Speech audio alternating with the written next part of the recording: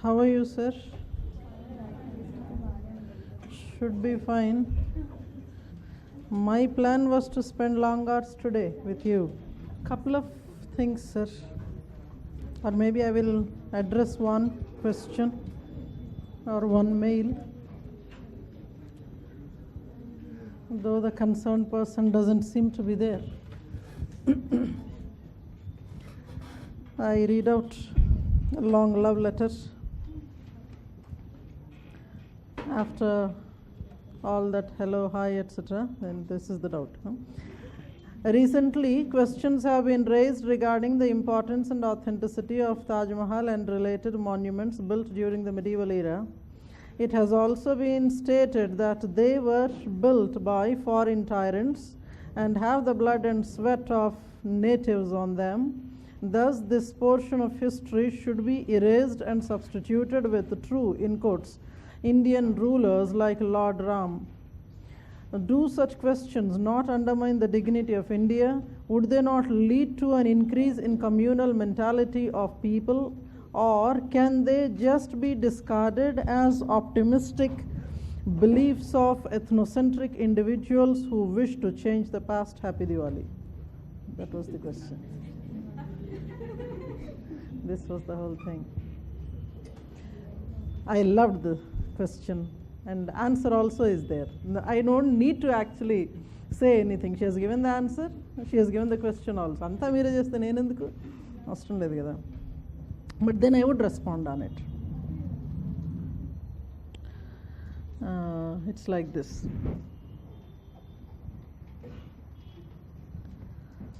First of all, I would want to take this statement, the second paragraph. This portion of history should be erased and substituted with true Indian rulers like Lord Ram. I would want to start from Archaeological Survey of India's own statements and articles wherein they have mentioned Lord Rama as a mythological figure.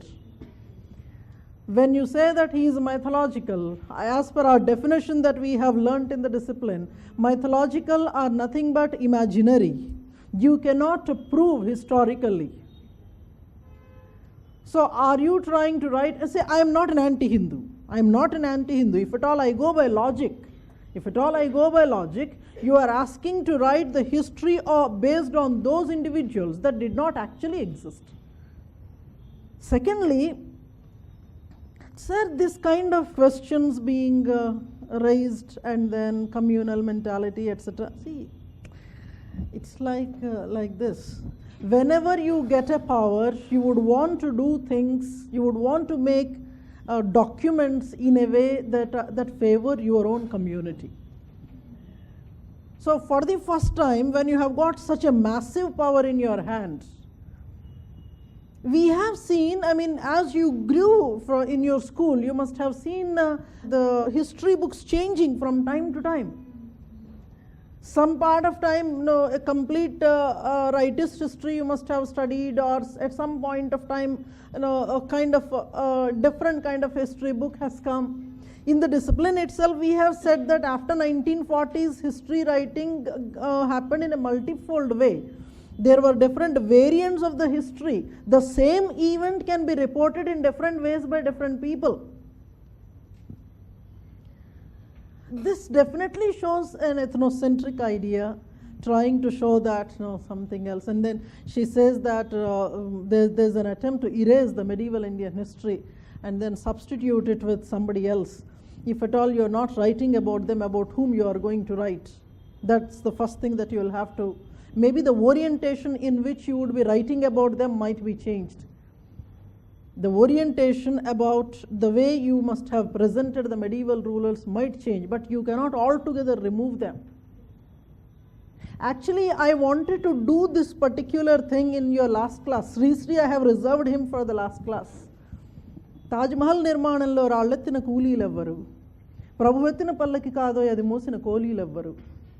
Aarani ప్రేమ పురాణం ఈ ముట్టడికైన ఖర్చులు మతలబులు కైఫియతులు ఇవి కావో చరిత్ర సారం. The whole thing is actually, when you are writing, when you are giving the historical details, most of the time you are writing the history of the people who have lived at the top. Nobody is worried about what is happening down below, who is actually lifting your caravan. Nobody is bothered about it. It's all the stories of the kings and rulers and queens and their love affairs, and nothing more than that. Ethnocentrism exists everywhere. There was an ethnocentric writing even in the British Indian history. Throughout you have been blaming them, throughout you have been pointing fingers at them and throwing stones at them. Whether that was right or wrong, that's not the issue here. Everybody, every culture has got its own freedom to write their own history. So it all depends on how that community is able to receive this kind of a writing. If at all somebody manipulates or somebody decides one fine day that this part of the history I am going to totally change, what is the kind of response a community would give? It depends on the course, would depend on that. So don't worry. Kings come and go, political parties come and go. Just because they have written something in the book, you're not going to learn them. Just because it is written in the book, you're not going to learn them. But then the fact remains that how we are going to mold the minds of the people, that depends on your upbringing in your political leaders. If at all they believe that it is the communal based learning they have to teach to the people, they would definitely have the result of it in the future. I don't want to elaborate on that, because things are definitely there. The kind of atrocities, especially in certain regions, on evangelists, on certain other people, when they are increasing, it shows that things are not really going in a happy way. But then everything said and done, India is a more tolerant country. We have learned from the first class that we are a very tolerant culture. Maybe that character would continue. That's where it is. Somebody had also messaged me that I am a very diplomatic person. Unlike what I used to be earlier. It doesn't matter. I mean, you'll have to learn to be diplomatic, especially at certain questions where you understand that one single answer may not exist, a single line answer may not exist. You cannot totally go in one particular way. In order to win that war, Lord Krishna wanted things to happen in a zigzag way. They will happen. Sometimes you will have to take a chance, a stand that is not really rational, not really right at that moment. Later in the history, when people write, they understand that, okay, this was the right thing that was happening. So don't worry about it. Ethnocentrism is a part and parcel of history writing. So 3 things that I wanted to do today. First, I would start with the question. So out of those 3 questions, I will answer the third one. Rest of the 2, I will take time, maybe in next classes. The first question was compare Vidyarthi and D.N. Majumdar. That I am taking up today. I at one point of time thought that I must have dealt with that but then I went back and have seen that maybe in the introductory sessions we have actually spoken of their comparison, and I had made a promise at that time that we would come back to do with it. Several such promises we keep making. We make promises only to break them. How many you must have broken by now? That is the first question that we will be doing with Vidyarthi versus D.N. Majumdar. In fact, that question was asked last year, will not be asked next year, this year, but then, for the satisfaction of the students, and also to prepare you for similar questions in the future. Second area that we will be starting with is sports anthropology. And third area we would do is nutritional anthropology. Now let me start with this topic, that is Vidyarthi and D.N. Majumdar. I will give you a frame of that.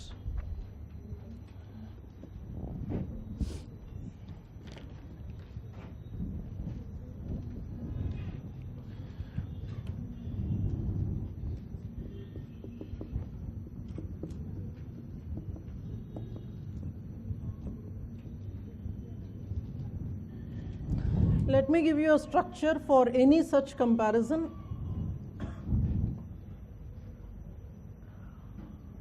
So here, of course, both of them being Indians, it is less on that front, but otherwise if a comparison comes up, comparison of the significance of Indian anthropologists versus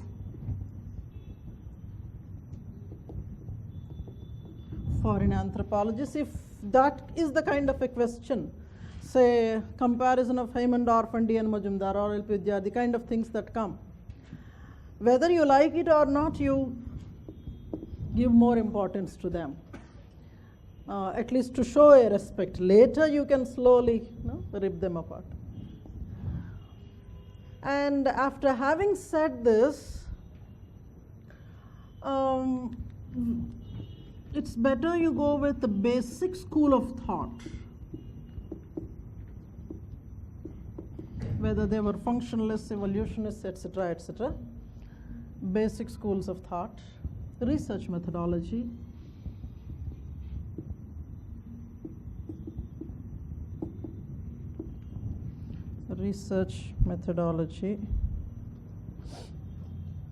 and then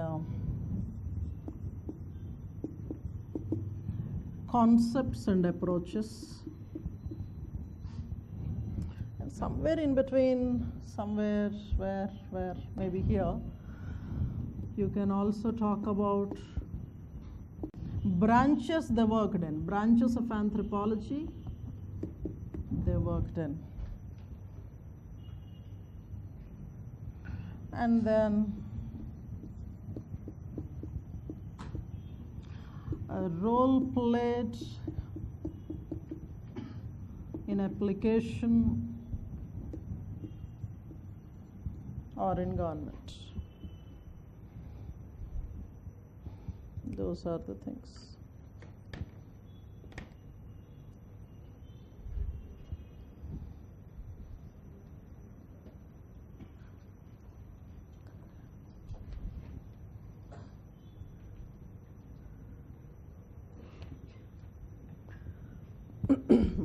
Can I start talking so that you would keep writing?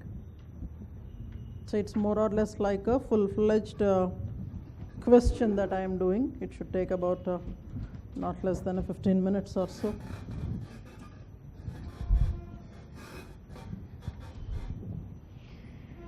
I was listening to somebody yesterday. So my idea was to see how people from one religion converted to the other religion, how the remnants of the past continue.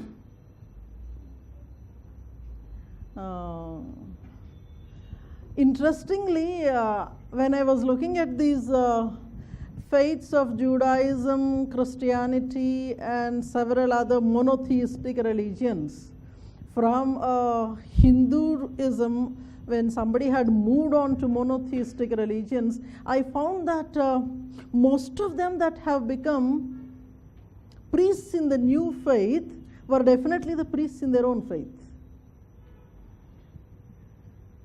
I was looking at this, several Shastris and Sharmas trying to preach the new religious books, and there's so much of an acumen there.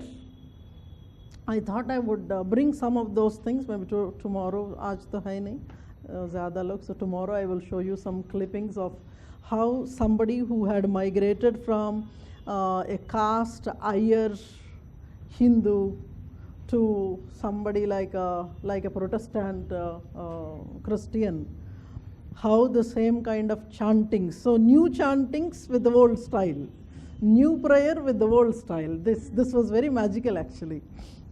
That I will be sharing with you tomorrow. Let's start with that. So it's something like this. As most of us know, there were 4 or 5 very significant people in Indian anthropology whom we said that without them the discipline would not have got established. So you can perhaps say that out of, other than people like S.C. Dubey or M.N. Srinivas, these are the 2 people who must have laid the foundations of Indian anthropology, who had given a respectful position to Indian anthropology. And they were the people who were trying to establish precedents that the Indian have superior understanding of their own culture. That's where we said that there is a new way of defining anthropology, that is study of one's own self. This was established by them. In spite of the fact that they were responsible for the discipline, these were the ones who have added a credible understanding of Indian society. Now, coming to the focus area, maybe I would first talk about the focus area, then take you to the branches. As most of us already know, Vidyarthi generally dealt with tribal issues. Most of the time, his idea was tribal issues. On the other hand,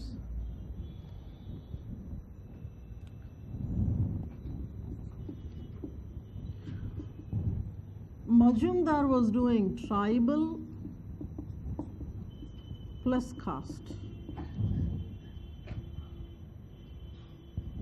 Right from the beginning, we see in him an effort to study culture contact.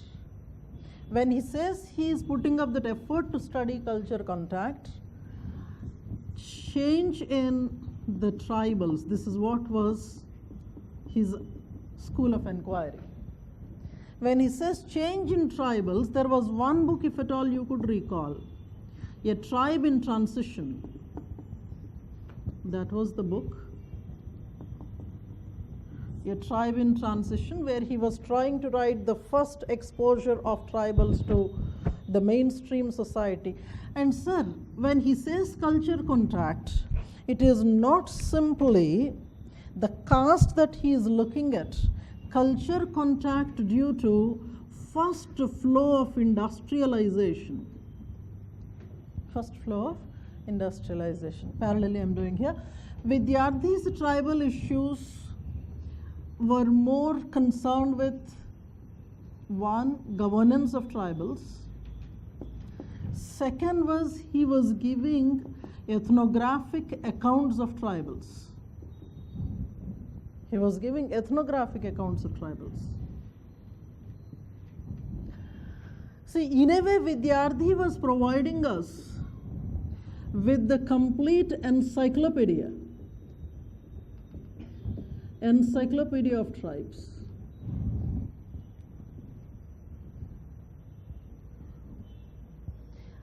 And there is one commonality. The commonality is both of them were trying to see how modernization of tribe is happening. How modernization of tribe is happening. So if at all one looks at what are the aspects of culture change they must have considered, Majumdar's scope of things looked to be limited when compared to Vidyarthi's.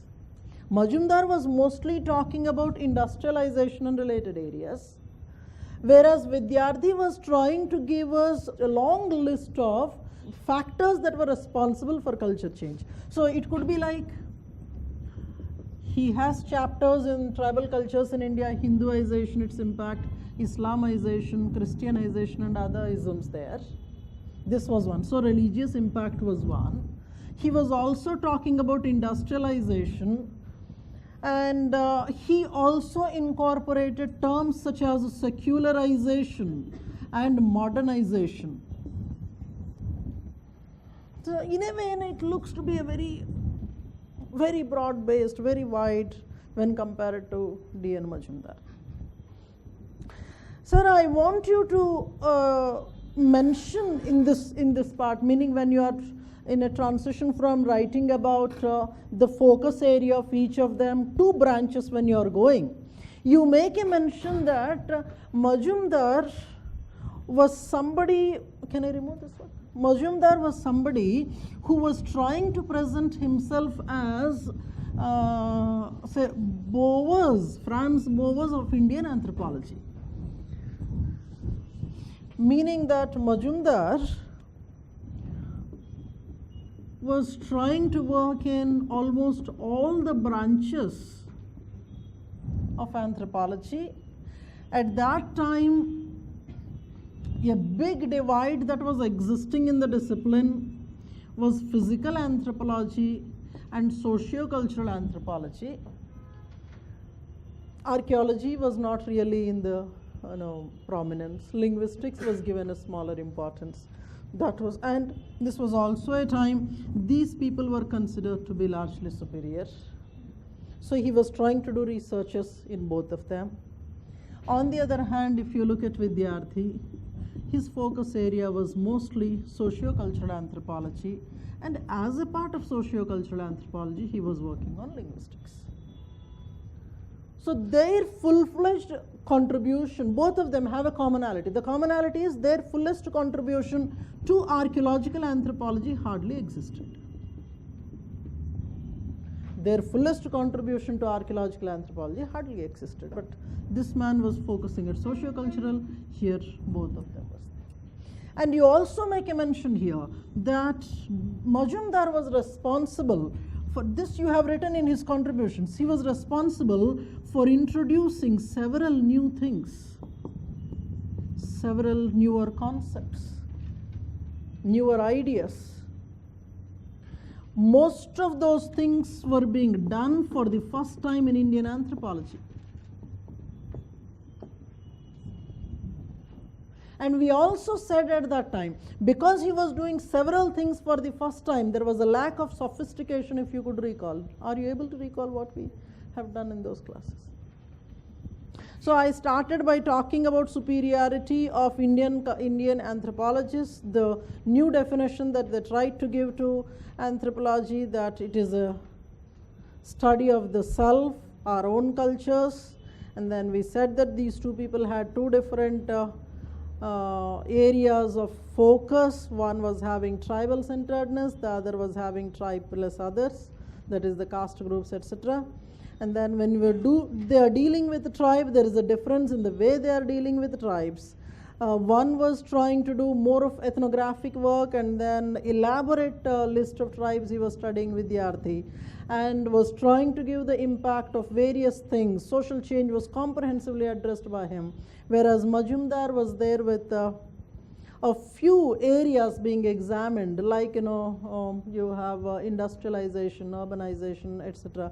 These were his focus areas. Nevertheless, this was a man who tried to work in several branches of anthropology that were prominently existing in India at that time, and he was trying to do research on many new things, because he was doing them for the first time in the country, because there was nobody who had tried a hand at them.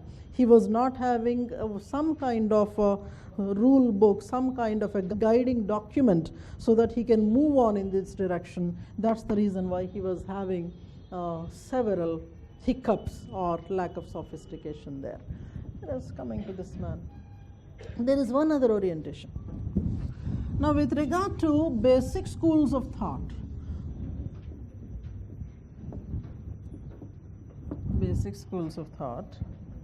he writes by himself that he is a functionalist. This is very important. When I announce that I am the hero, that matters. When others say you are a hero, it doesn't matter much. When somebody is claiming that I am a hero. And he writes that he was influenced by Malinowski.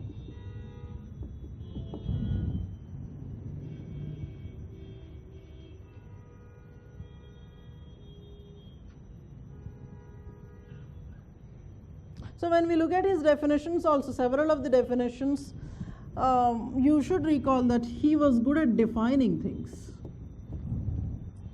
This is where we see our image of Tyler. Tyler's way of introducing vocabulary was there with him, where he was trying to define, and the definitions show the functional orientedness. But then impact of somebody like Malinowski was there on both of them, especially when they did the field work.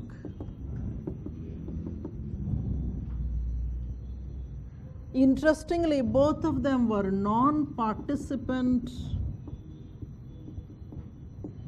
field workers. Non-participant field workers. You understand the difference, right?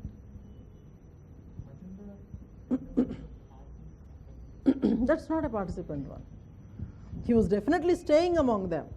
He was definitely staying among participant in the sense that you should take an active part in the activities that go on in that community, like how Malinowski was trying to go by the Kula, etc. They were not doing that. Both of them were non-participants. But then this man had extensive field studies, extensive travel.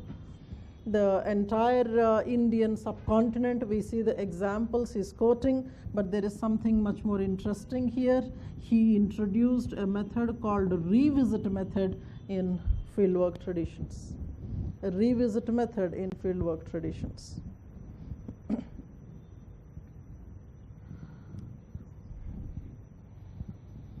Revisit, you remember, right? Khasa, the 22 summers thing, revisit.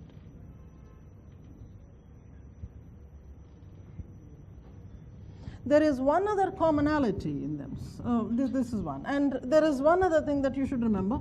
Whenever we are reading about Vidyarthi, whenever we are writing about Vidyarthi, especially things like origin of Indian anthropology or economic elements, etc., etc., when we do all that, he was giving us chronologies. So chronological orientation is there in both of them, meaning writing historically, writing evolutionarily was there with both of them. When I am saying that writing historically, writing evolutionarily, this is not the same as classical evolutionists. That you will have to bear in mind. Both of them were writing historical stages, chronologies, and evolutionary ways, meaning how change is occurring one stage after the other.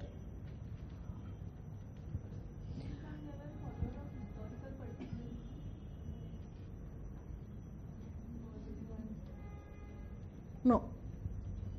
They were not followers of historical, but if at all it was historical particularism, you would not go in for theorizing. You are busy giving facts. It is not that way. Both of them were giving theories also, meaning if at all not grand theories, they were giving concepts also. If at all the thinker is not concluding after reporting the facts, you can say that he is a historical particularist. But in both of them, in the case of both of them, either they are starting with a hypothesis and trying to prove it, or they were doing some kind of a field study and trying to give a concept. He has a Beauvoisian way where he is trying to work in different fields, training different people, but it is not the historical particularism. If at all you want to say that there is some kind of an impact of Beauvois on them, you may say that both of them were not ethnocentric in orientation. Both of them were trying to write the emic perspectives, so that they can understand the tribal problems. It is here I am coming to the next point there.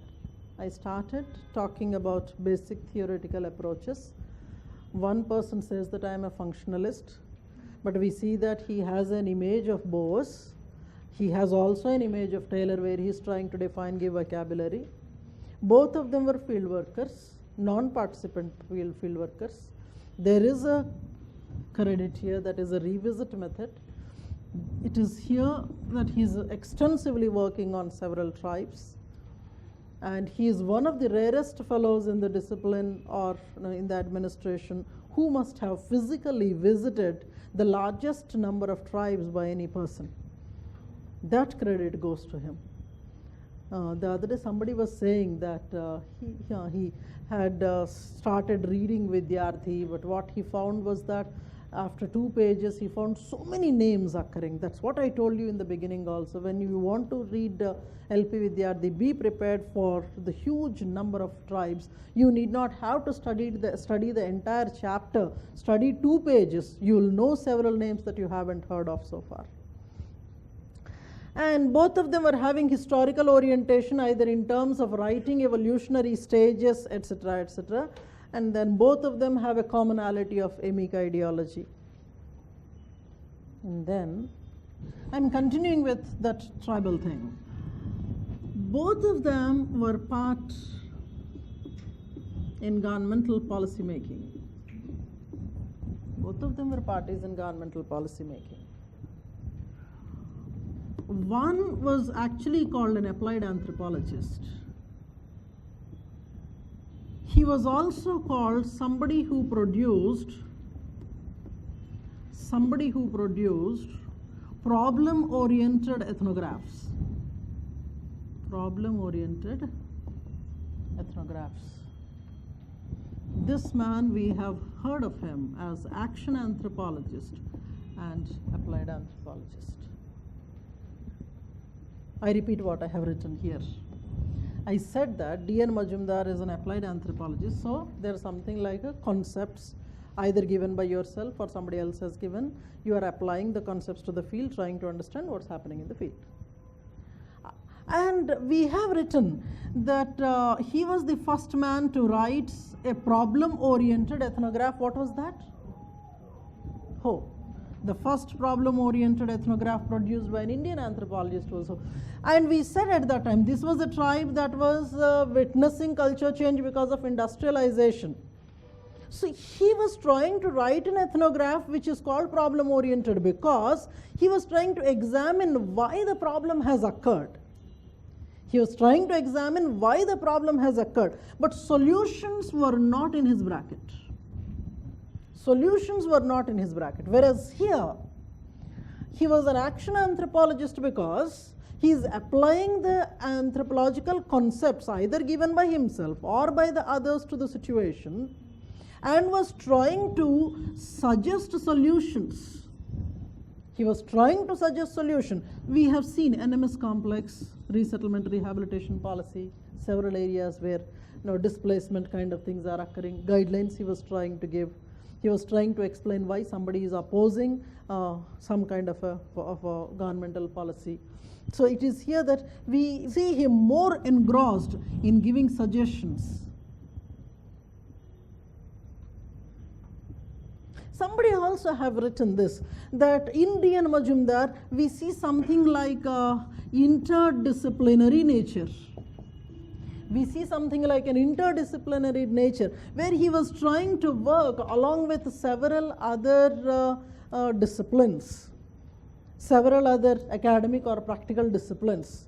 You remember, I was trying to show you one document which was written jointly by 3 people, 2 of them including D.N. Majumdar and Mahalanobis. This was a person who was action anthropologist. He was an applied anthropologist. Let us go a little further from there.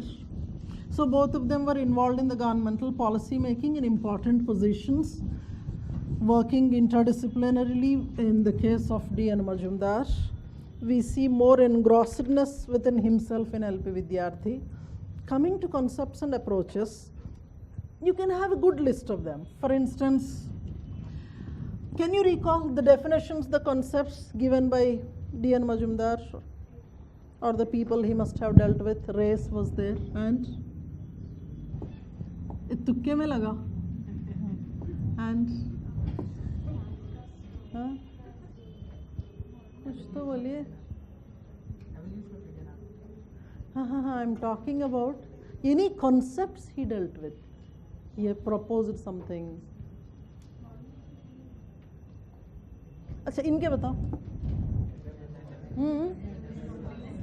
Super. इनका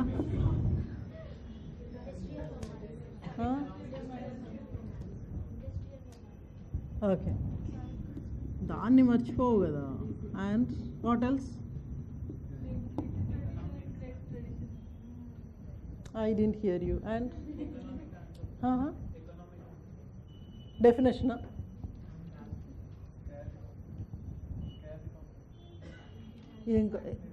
Sacred complex. And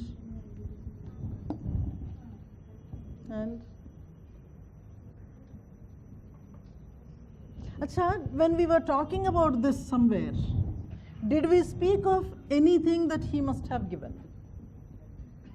And I made a mention there. This was the concept actually given by D.N. Majumdar, modified as an MS complex by Vidyarthi. क्या था?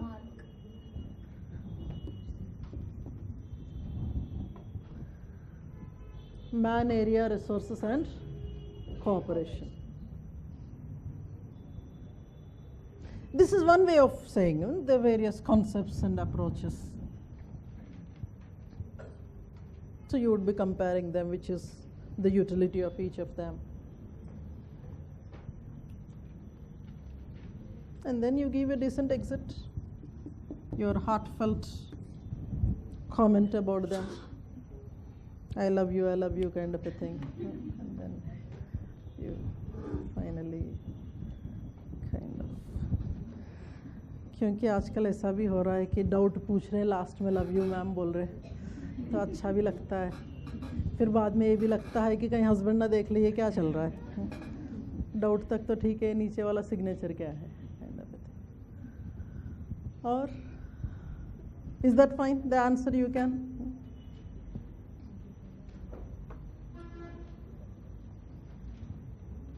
Let me take you to the other one. Anything you wanted to ask, say, in this regard? Are you clear?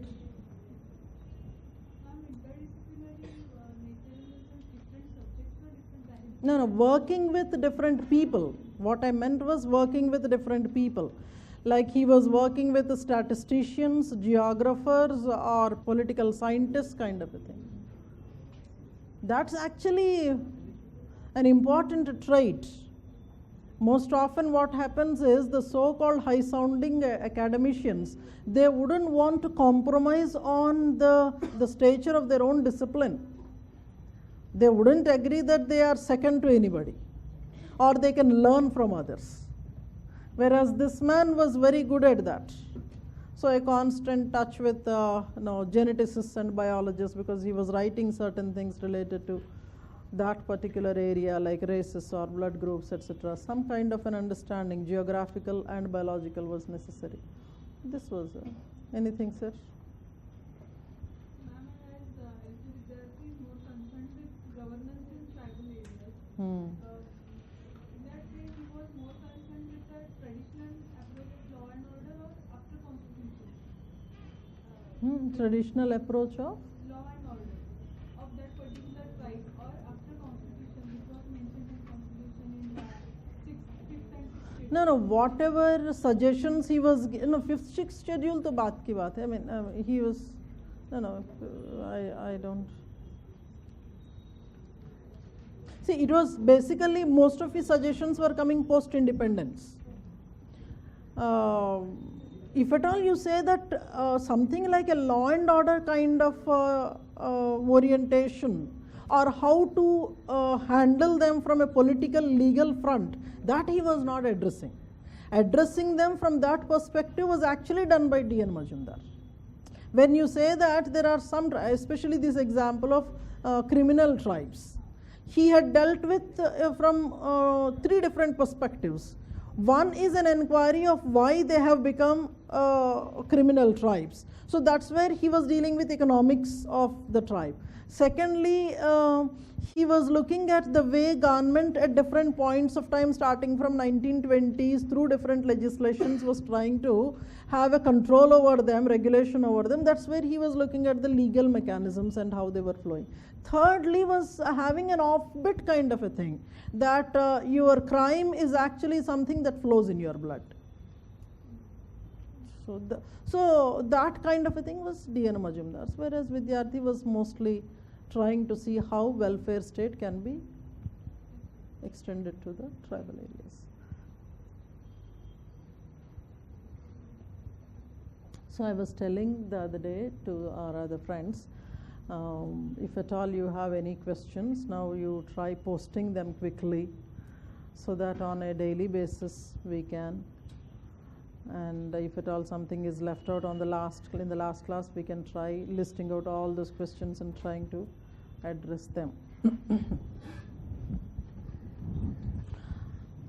Not much is left out now. If at all I have to number, I have to list out the things that I am to do with. apart from the chapter 12, 3, 4 areas. So eugenics is there, a brief idea he must have given, but eugenics proper applied physical anthropology that I would be dealing with in one of our classes. So other things are defense anthropology, sports anthropology, forensic. These are the 4 things in paper 1, chapter 12. And then I have ecological anthropology, a big one that should take me a complete class. So all these 3 parts put together should take me about 2.5 to 3 classes.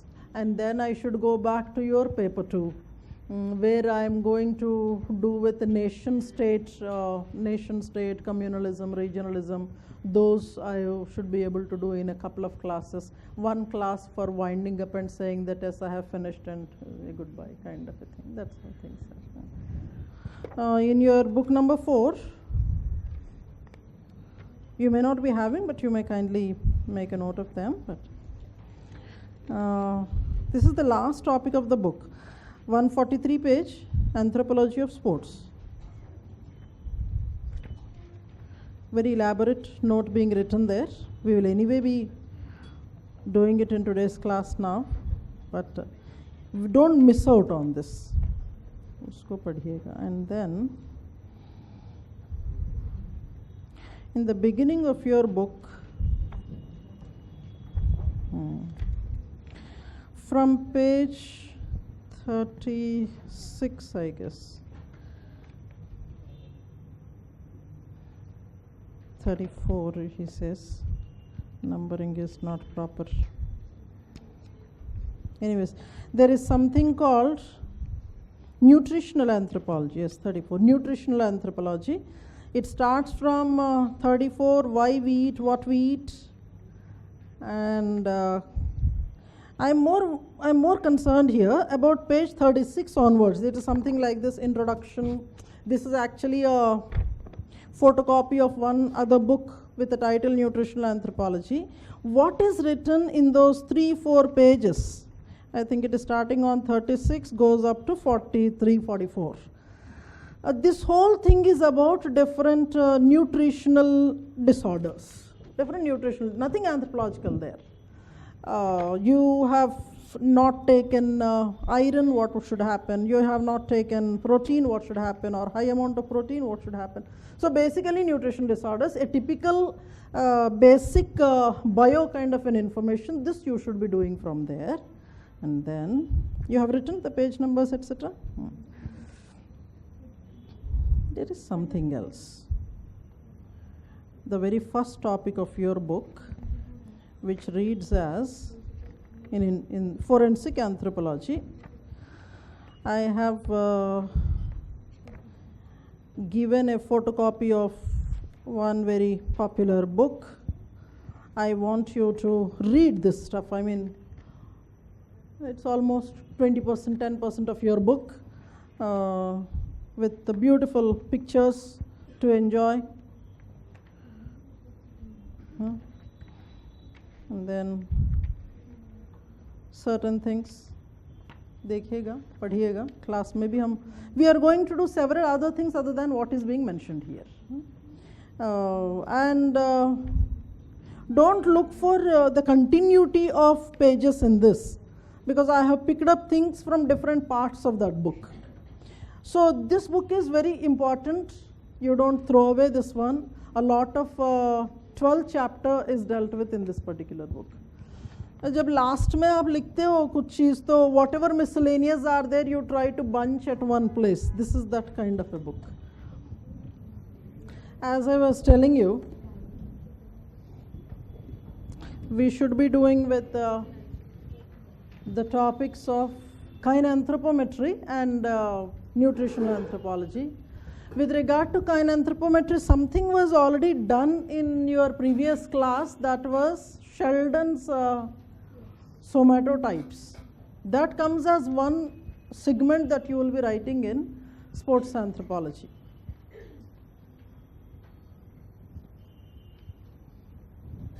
What happens is, in most of the cases in applied anthropology, we try to see to it that cultural and anthropometric studies are combined. I could not actually place much on your Dropbox yesterday, day before. I couldn't because I told you in your previous class that I'll share those theories, aging theories, which you will study and come. That I couldn't do. I think today I'll be providing you with that. So remember, for any question from chapter 12, your answer must consist of cultural and anthropometric details.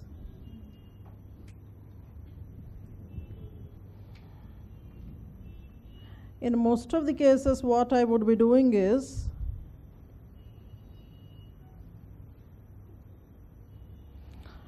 so those are the primary areas that we are doing, apart from this eugenics also. Nutritional anthropology actually is mentioned elsewhere, not in chapter 12 in a principal way. At some other place, nutritional stress is mentioned. I think that is in chapter 9.7, nutritional stress. That word is used somewhere else as nutritional anthropology. So apart from these three, you are doing nutritional stress and anthropology and eugenics. In all these cases, we would start with the basic definition, and we would give how that particular discipline must have started in anthropology, what is the scope of it, and a focus on the basic concepts and Indian applications. As such, because today we are going to do with two topics, I would primarily do with them slowly, because there can be certain internal variations from one topic to the other. For example, if we are doing topic like eugenics, the idea of ethics prominently comes up there, ethics and eugenics. Whereas that may not be of a big concern in the case of kinanthropometry. But everything said and done, in most of these topics, our focus will be on anthropometry. And how these anthropometrics are different across communities, across racial groups. And based on that basic idea of measurements, you are trying to apply them. For example, if you are using in forensics, maybe the measurements are in a way to confirm whether the individual was there in the crime site, or whether the person who was affected was one such individual whose measurements are with you. So it may be like, identifying the missing fellow or the culprit kind of a thing. Or for that matter, if it is kinanthropometry, measurements are used to enhance the performance of the individual or to suggest what is better for them. So basic idea is you will have to have the measurements. And which are the things that are considered in the measurements, they may also vary from the subject matter to subject matter. For example, if you are looking at the forensics, you may not be simply worried about the bone or the dentition or the skull kind of a thing. You may also be talking about your fingerprints or dermatoglyphics, and maybe perhaps if nothing is there, if the fingerprints are not there, what are the other things that I might consider? Maybe if at all some kind of a DNA matter I can take, some kind of blood strains are available, I can try to take some kind of an information from there. So based on the case-to-case approach, you would be having what exactly should constitute the subject matter in each of them. Now I will be starting with kinanthropometry for that matter. We will begin with one of the very basic definitions. Kinanthropometry or sports anthropology. After you take down the definition, I would want to discuss certain broad trends in the study of sports in anthropology or sports in general.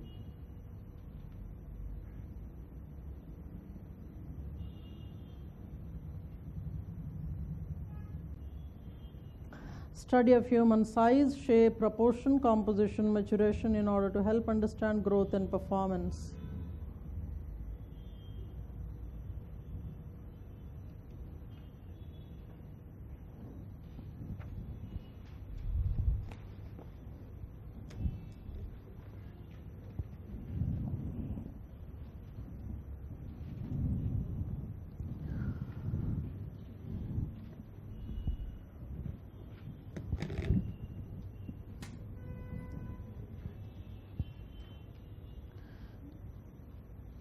See, the initial focus is on how things have changed with regard to importance that you give to the sporting activity.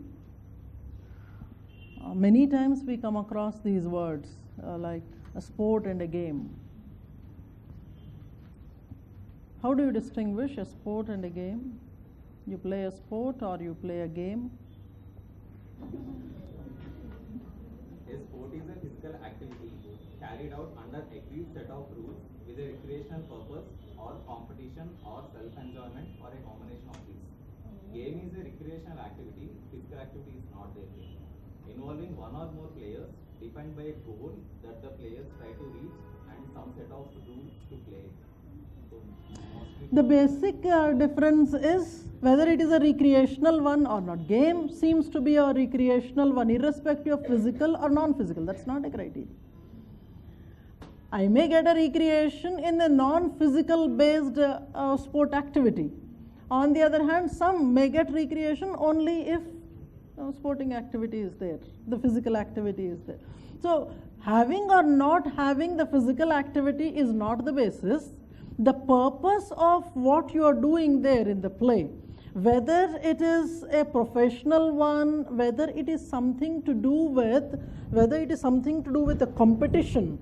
If at all a competition based one is there, we call it a formal sporting activity. If that kind of a formal thing is not existing, something like what she says, pastime or recreational one, we call it the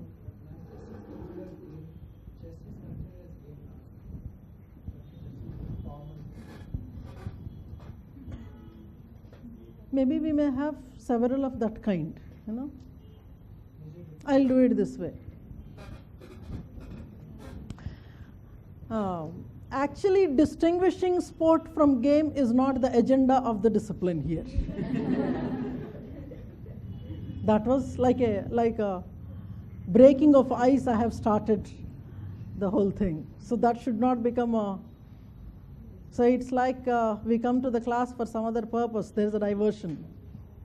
Several diversions happen in the class. God save you from all of them.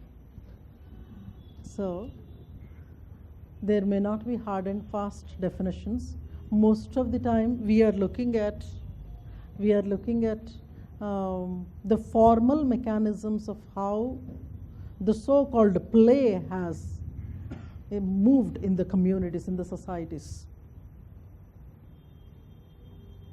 In fact, I wanted to start my talk with something else. It became something else. There was one article that was published in 2013. In fact, that's a full-fledged book on sports-related anthropology. So, in the in one of the articles, the writer says that the discipline now is gaining importance, especially by the way things have started to move. He was citing one example. Most of you must be following football, even if you don't play, because kicking the ball to the longest distance had always been the dream in the school. And the pain was that it wouldn't go more than 4 feet. Forget about that reaching the goal. FIFA had announced some place, Qatar. That was the whole triggering point, actually. And there was so much of debate where the event has to happen. And several other big wigs were fighting. Australia was there, Korea was there, USA was there. Somebody else was also there. I mean, big names were there. Germany was there. So many of these, the so-called Western modern sporting countries were there.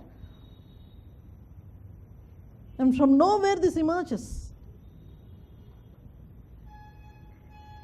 That comes like a shock and surprise.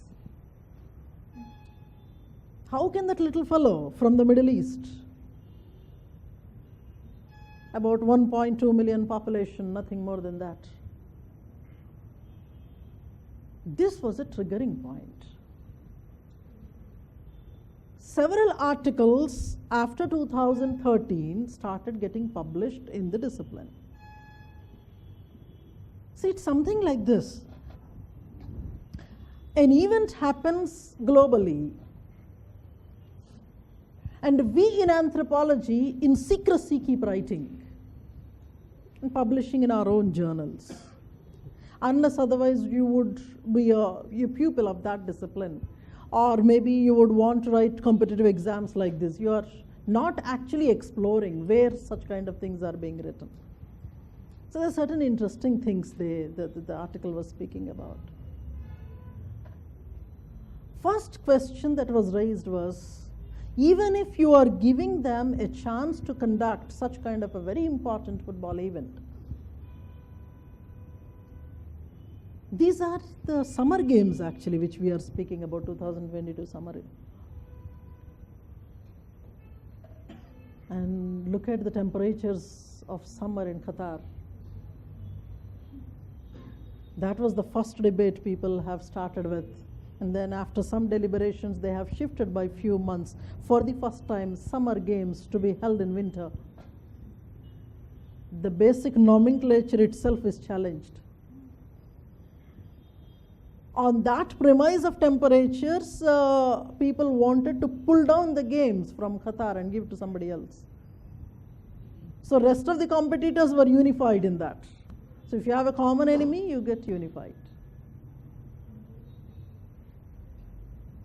This was one. There were several other things that we have to look at. I'll show you some picture here. Very popular one.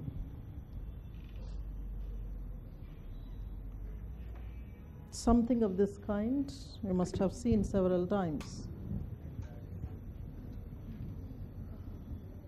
How many times you must have seen Gladiator. Radiator, I'm this one. Bhaskara Awards ani. Oscar Radani Bhaskara Awards. How many times you must have seen that? I actually personally love these things. The Colosseums and the kind of emotional frenzy. What gives you pleasure changes from time to time. Sometimes the kind of pleasure that you actually get may not change, but because there's a social control, you are trying to find pleasure somewhere else.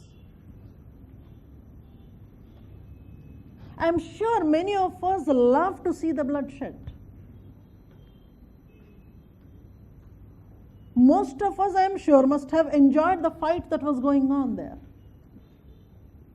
Getting that kind of a kick when a tiger was released.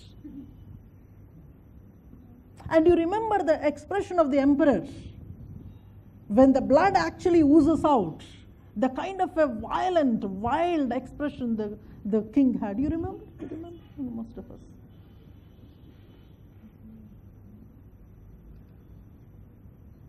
Looking at these sporting events, people complain, people criticize that the earliest humans were more violent when compared to the later fellows. I'll show you something else.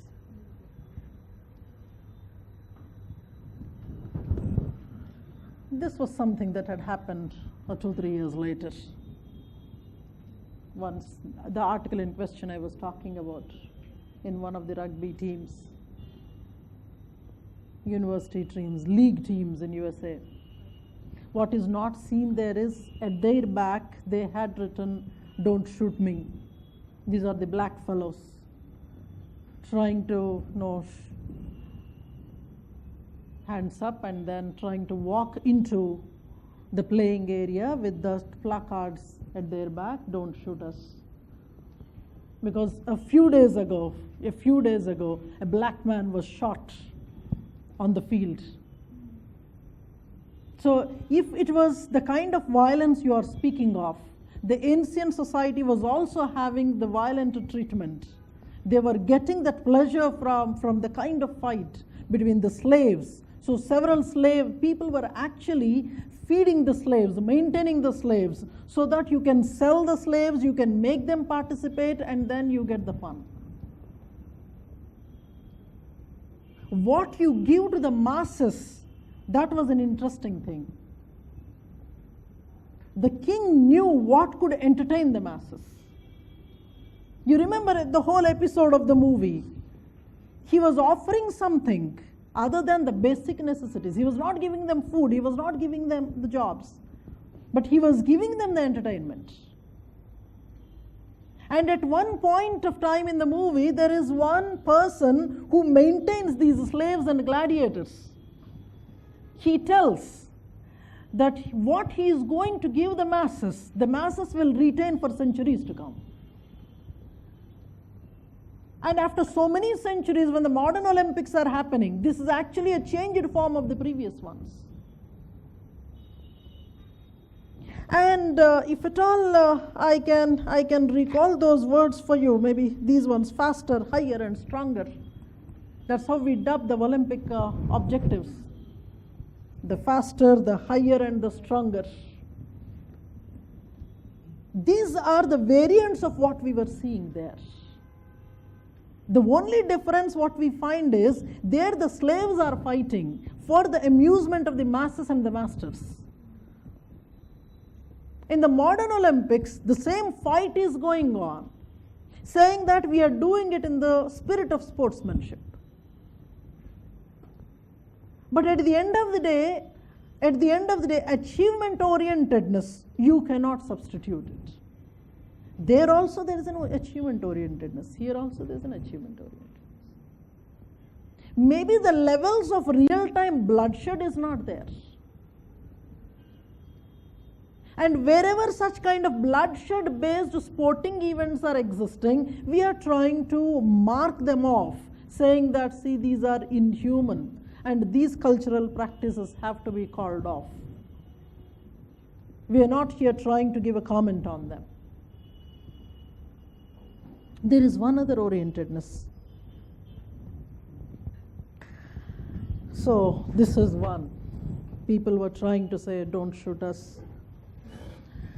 There the amusement was different. Here there is the kind of violence is different. Maybe the kind of killing there was very dramatic. Here the killing may happen in short time. Racism in a different form is existing in the sport in the contemporary times. This is one orientation in which the write-ups had come. Second one was, when you go into the details of anthropological way of studying evolution, etc.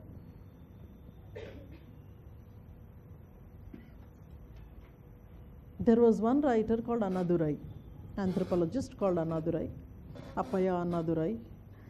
He was writing on this westernization, globalization, localization of sports. Culture, modern cultures were spreading. Along with the culture, sports were also spreading. For him, most of the contemporary modern sports originated in Europe. Most of the so-called modern sports originated in Europe, whether that is football or cricket or kind of things. They have spread to Asia. They were introduced by colonialists to the Asia and eastern part of the world.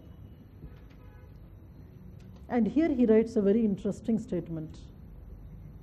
I'm sure many of you must have seen in encyclopedias. Previously, we used to have books of encyclopedias. So in the schools and colleges, we used to get them as gifts. Now, anyway, you have the clicking thing. You would get everything, necessary or unnecessary. If at all you have not seen, you do it today. Important sports like hockey, football, or for that matter cricket, how things have changed there, and even in the case of tennis, the kind of bat, the kind of ball, the changes that had happened, and the dressing pattern.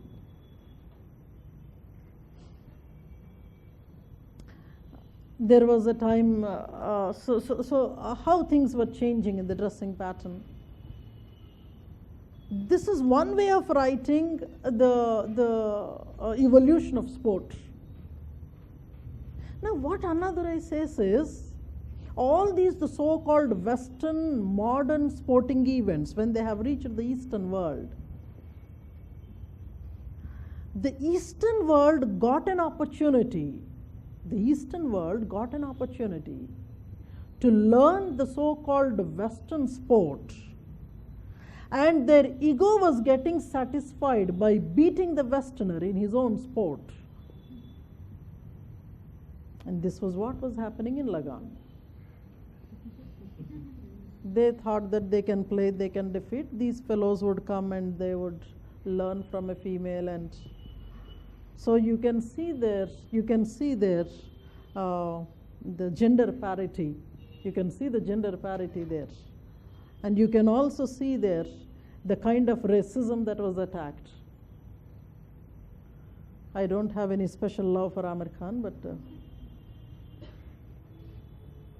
you can see the very formal kind of a dressing there, the informal kind of a one here. And it also shows how rules actually emerge.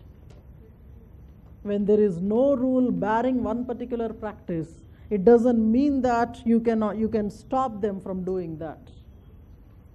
Very interestingly, the whole thing portrays how rule-bound, how law-abiding the British society is. They try to live by the book, unlike the Americans. Of course, nationalism comparisons are still to come in our last classes. And another Rai talks about this localization of traditions. How the media has started playing a role. So at one point of time, from violent way of looking at the sporting events, you went for amusement and fun activities, then they became a professional way of taking those things. So across centuries this was happening. By the time the third phase came, media became an important one. Publicization, public gaze had become important. How you are communicating to the people had become important. I remember whenever the Boost advertisement comes on the screen and one sports fellow comes and says that this is what it is, my little fellow asks, I also want that. For me, my job is getting done. He has to drink something, he is drinking. But no, the whole presentation there. I was feeling so very bad when Mithali was to give an advertisement for agarbatti, and you are giving an advertisement for the kind of agarbatti.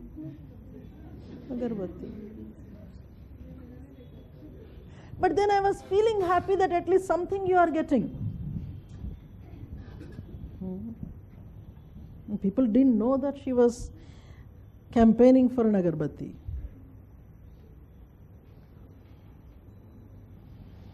So, sir, in what we are going to do in anthropometry today is, one, we would begin with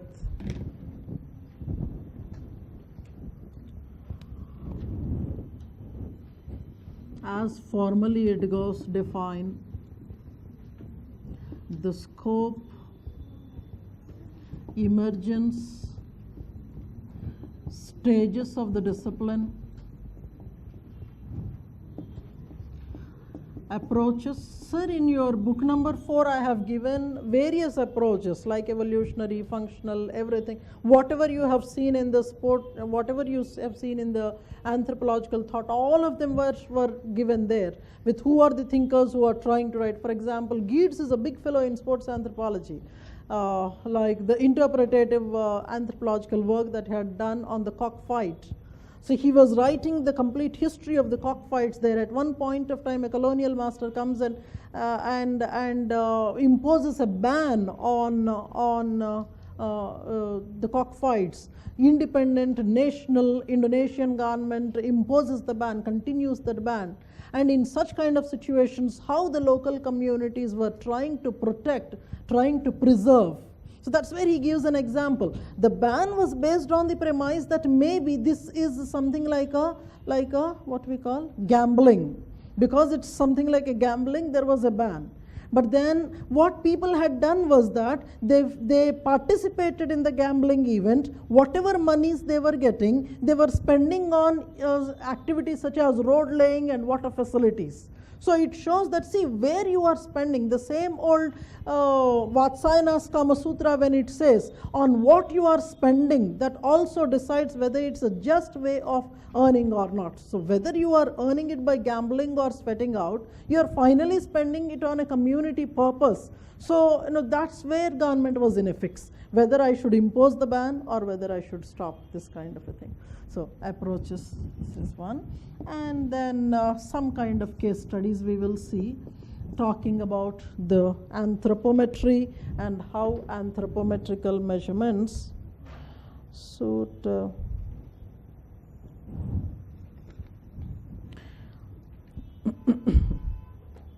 let me give you a couple of more definitions there.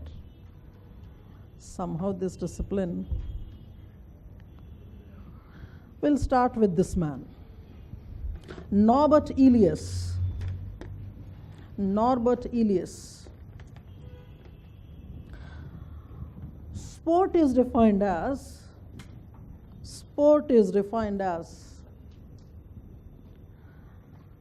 a key area in the development of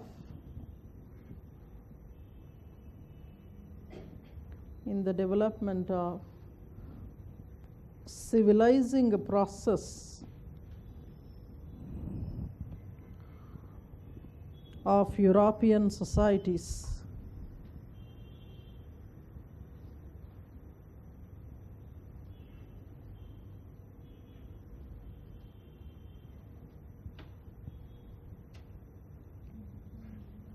He analyzed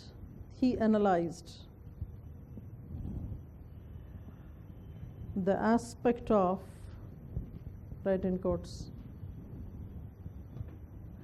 whether sport is a part of culture, or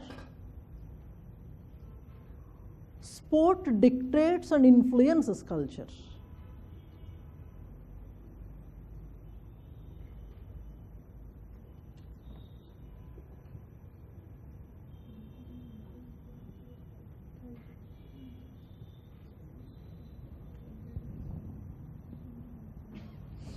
That's where I will be sending today one magazine article, Brahmanization of cricket, caste in cricket. So there it talks about why and how cricket became a successful sport in India. Because you see, if you are looking at the other sports, जैसा कि आजकल कबड्डी का बहुत चल रहा है, और ఎందుకు తిట్టుకుంటాడో తెలియదు, అదేంటది, something is coming of female kabaddi also, something like that. More than playing, there is more of playing with the words there. Verbal abuse is more than physical game. Of course, I enjoy the whole thing. As long as you are using your verbosity. Now here, when in the article that I am going to share with you, the whole story goes like this. Cricket became a successful sport in India because in the case of other sports, there is a real requirement of physical capabilities. There's a real requirement of physical capabilities in the other games. Just imagine, I'm not belittling any caste, you know that, I don't do it. For a discussion's sake, just imagine On the one side, you have the Hatta Katta scheduled caste community that had been working for generations, toiling. So you are actually participating in, say, kabaddi for that matter. On the other hand, you have this the so-called, the way built a Brahmin team. Who would win the game is a foregone conclusion. It is not simply the physical capabilities. It is not simply the physical capabilities. It is also that in most of the other sports, you would have to touch the other person. If at all the other person is from the lower caste, a Brahmin would end up touching the lower caste and he would lose his caste, his purity. Even if it is hockey, you would be touching. Football, etc., you are hugging and kind of things. That would result in something else. So this is a safe game as far as maintaining your purity. Don't mistake me. I am only reporting from that article. I don't carry these views. And he was actually giving the statistics right from the beginning, pre-independent teams onwards to the current teams. What is the percentage of representation of different caste groups? Either you are having Shastris and Sharmas and different kinds of Kars there. And then you have at the most having the royalty working there, royal families working. And how many lower castes are there? How many scheduled castes are there? How many tribal people are there? Is it a coincidence? Somebody says that it's a coincidence. Or is it that it is a very planned mind game that only a particular caste group has to? So somebody also writes 11 Brahmins playing and 11,000 scheduled castes and other lower castes watching. And what is the kind of physical acumen that you actually require in this particular sport? Don't get me wrong. You can read that article. You can understand caste in sports, especially in cricket, Brahmanization of cricket, as it is said. I thought you must have come across these writings. No, you didn't? You're busy watching cricket and then you didn't think about. So that's where the two words that Elias was writing about, whether a sport is a part of the culture or sport is influencing, dictating culture. At one point of time, people said that cricket actually influences the culture here. Or for that matter, if you go to the northeastern region of India, they live in and with football. The most beautiful kind of football grounds you can see there, on top of the mountains. You are actually creating a very lush green football ground. Maybe it all depends on who were the people that were ruling particular regions. Who were the people that were ruling the particular regions? So where the French were ruling, where the Dutch were ruling, the sports were different there when compared to a large part of India where the British were ruling.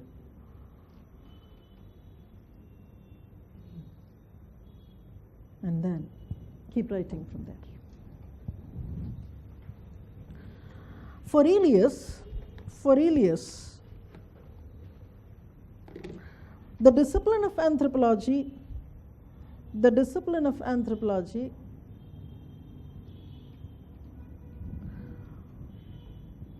should deal with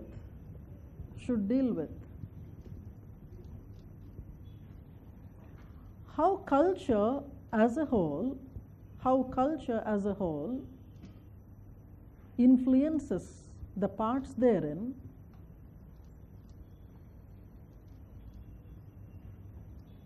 and how each segment within can influence culture.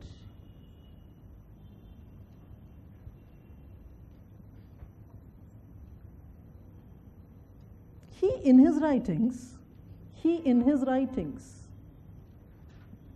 dealt with several ethnocentric tools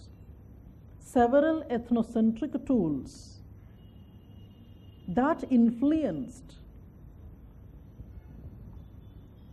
sports across the globe, such as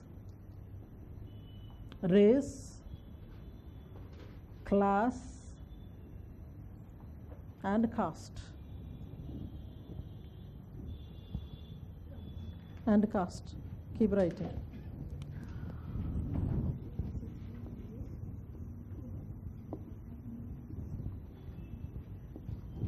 Bourdieu, this is another name of a sports anthropologist. Bourdieu considers practice of sports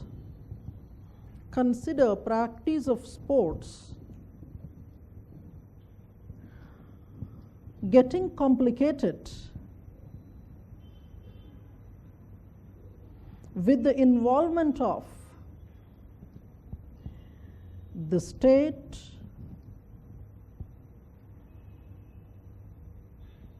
and sport emerging as a mechanism to indoctrinate the youth with values of nationalism, sexism, irrational violence,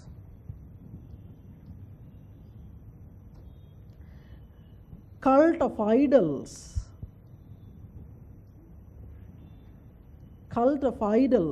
and the uncritical acceptance of the central values of capitalism. The central values of capitalism. Read this paragraph to yourself. I didn't say that, he had said. How many times there was this happening? Undue cult of particular persons. You start worshipping them. It's like, he's a god. I actually don't mind it that way, because when you are a polytheistic group, you can have several sports persons also emerging as the mini or major gods. So at one point of time, Tendulkar was a god. People were worshipping and then doing puja on the television whenever he was walking onto the field. Then you do that. That was the glorious days of that god. And these episodes also demonstrate to us, like humans have ups and downs in their life, gods also have ups and downs in their lives. Gods also have seasons. These are not simply the seasonal gods. The aura of each god might fade after some time, and a new god emerges. Who is the god now? I don't know. All the young fellows look alike for me. Keep writing, sir. For Levi Strauss, in the area of a sport, individual self-fulfillment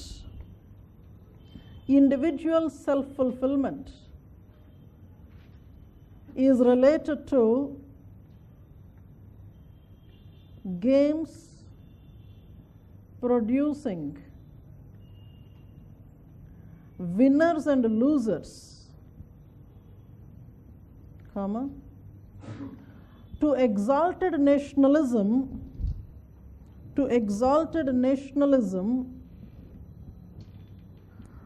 in an age of international competition,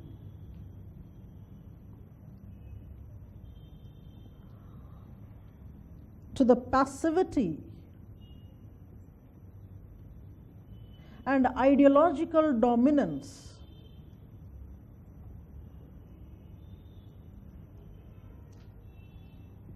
And in some cases, sport is for an abnormal quest. Sport is for an abnormal quest, for an unexplained excitement. And violence. Keep writing, sir. In modern anthropological studies, right in the next paragraph, in modern anthropological studies, sport is being studied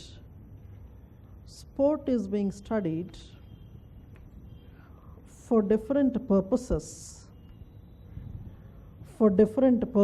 Number one, to understand the interplay of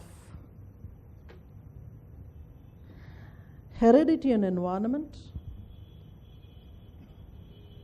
Secondly,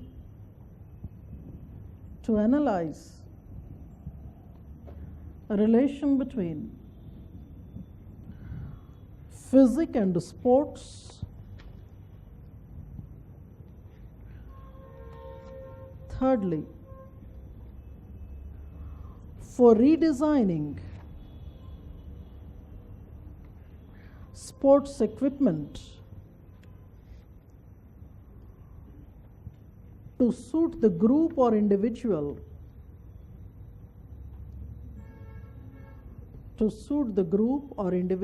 or the climatic conditions. Fourthly,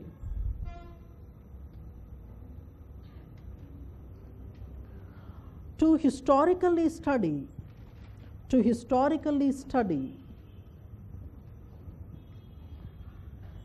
the change in the way sport is conceived with the unfolding economic and social conditions. I would want to start with the last one first. Right aside head there. Reasons for anthropological study of sport.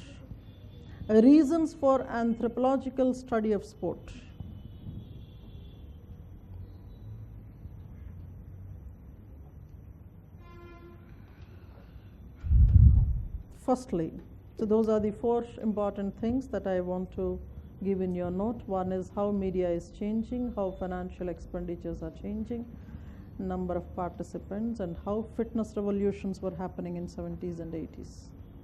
You remember those were the times when particular trainers have emerged, gyms have emerged. So akhadas were actually replaced by formal modern kind of things with different kinds of equipments. These were actually the things that kept on changing across different phases. So keep on writing, sir. We'll start with the first phase.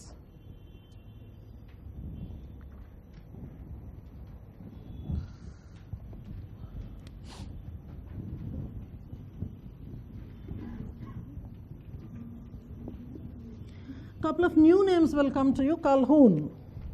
Keep writing. For Calhoun, emergence of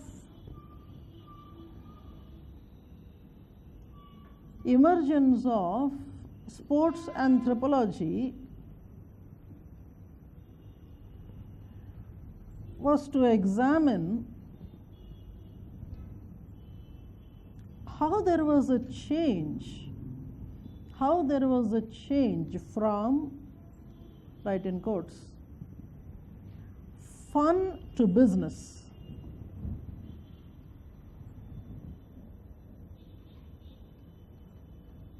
He dealt with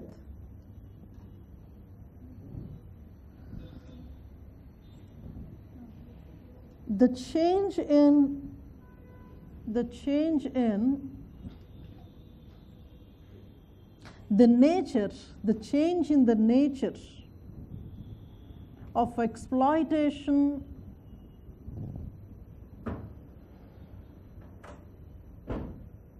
and violence in the sports.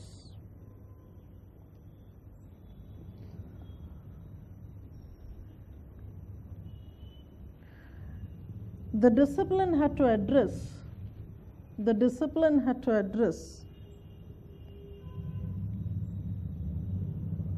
problematic issues of health and gender.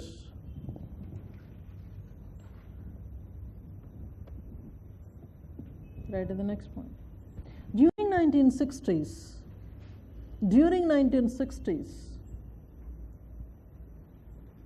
the writings by anthropologists such as Sand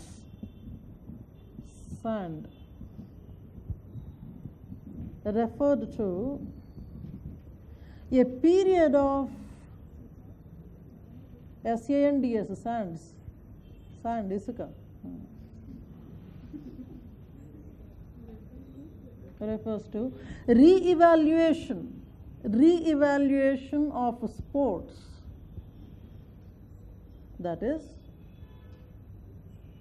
sport became a means of expressing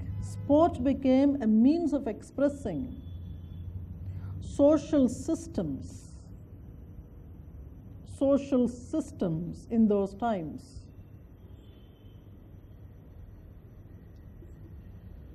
Race, power, social inequality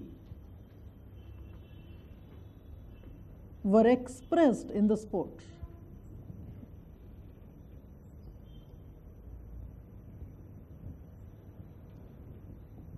Thirdly,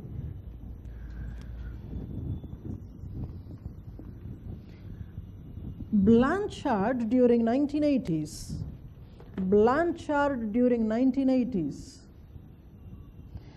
analyzes sport from the perspective of profession and leisure activity,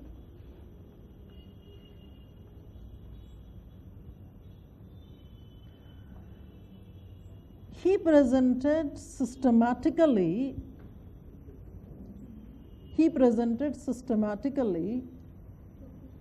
the role of a sport as a mechanism of conflict and as a conflict resolution mechanism. Keep writing, sir.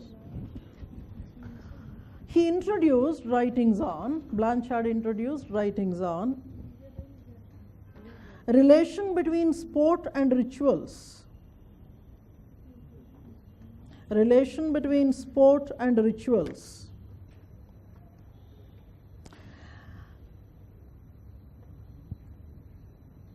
I think in that book number 4, in the last few pages, I have added some examples for the rituals also.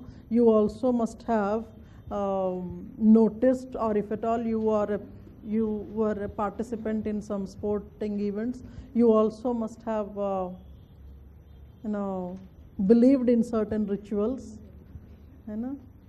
Any rituals that come to your mind in the, like how exam also, when we are starting exam, we write Om and start.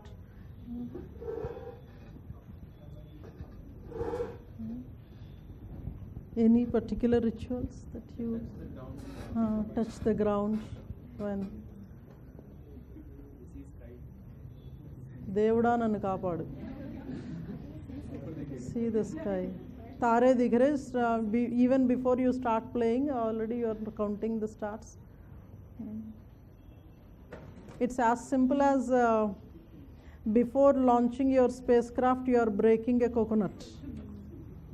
You can't launch a spacecraft without breaking a coconut. Very difficult. And at how many places the vermilion must have been put in the on the spacecraft. And when Dasara happened, all the scientific community would be busy decorating the spacecraft and everything else. So that is how God operates. That is how God and faith operate. You can't question them. You can't really question them. See, it's only that in Hinduism there is more of an exhibition. In Hinduism there is more of an exhibition. Maybe if it is a Christian faith country, he would also be doing his prayer before he launches the spacecraft or something else. It's only that here there is more of an exhibition. You want to show to the world and to the God that, see, I am worshipping you. See, if God is somebody like he can't hear you, he can at least see you. Kind of. I'm going back to that particular list, sir. Keep writing. Interplay of heredity and environment. Interplay of heredity and environment. I'm giving some Indian names also as you keep writing. According to Shukla, he is a physical anthropologist surviving India. According to Shukla, kinanthropometry aims at selecting the fit genotypes that are possessing a set of qualities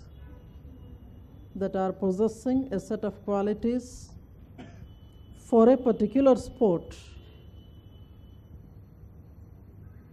so that such individuals can be molded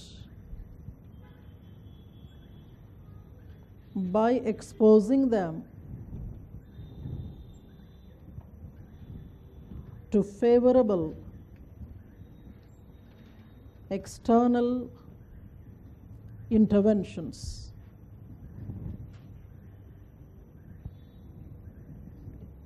Secondly, a physique of an individual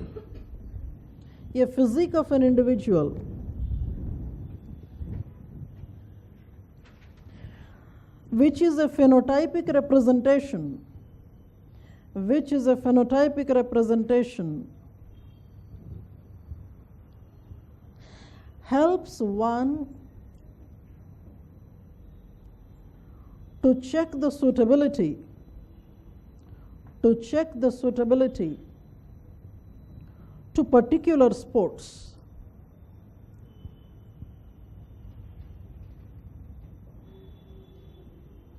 In contemporary times,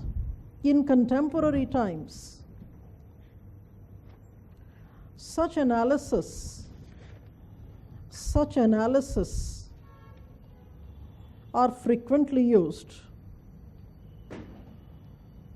For example, so there are some case studies, some recommendations, you can perhaps look at them. 3 or 4 such categorizations we will see. Sir, in that class we had used Sheldon's classification. These are also something of that kind. Coherence, calculating athletes into those 3 categories based on the physique, the slender ones, medium ones, and the massive ones. Whatever may be your physique, don't get disappointed. There is some sporting event or the other for you. It's only that you will have to find structural unemployment kind of a thing. You will have to find where it is.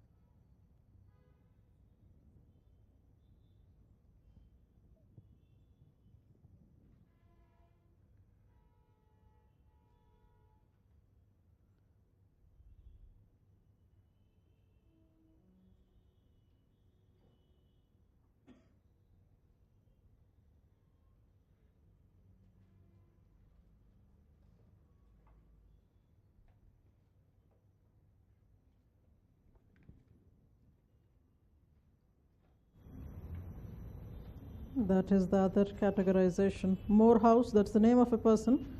Morehouse and Roche.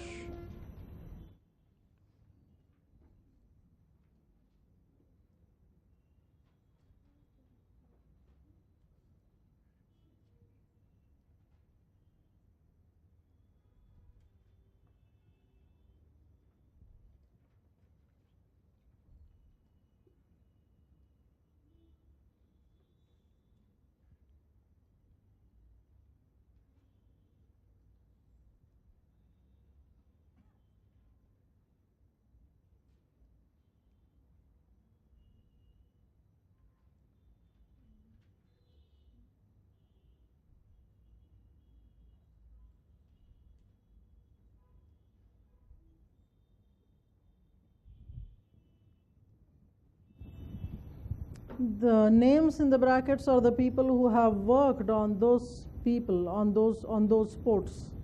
What should be the qualities that they should be possessing? So they tried to give measurements and basic characteristics like a weightlifter should not be very tall. He has to be stout and relatively having a longer trunk with shorter limbs.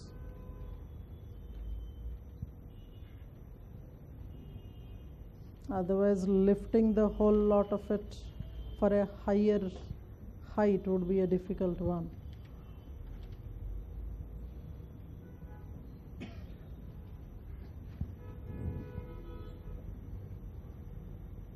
You need not here actually talk about the whole lot of characteristics of each of those games, what the individuals have to possess. The vital thing here is the names of the people who have worked. You can actually write the years also, 1964, when Morehouse and Roche were giving their stories. Keep writing there. Morehouse and Roche compiled various anthropological investigations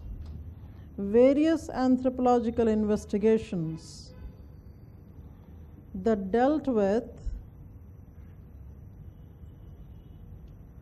the somatotypic characteristics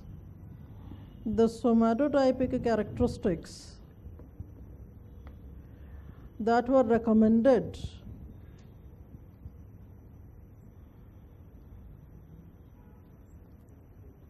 for various sports. For example, in the case of swimmers, the desirable moderate levels of fat,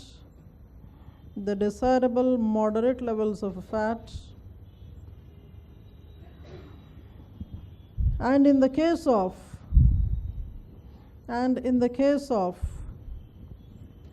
jumpers, the longer lower extremities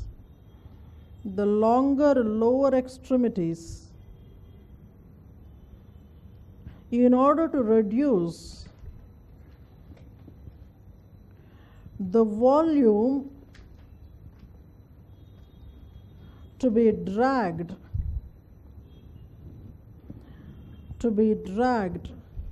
in the event of jumping.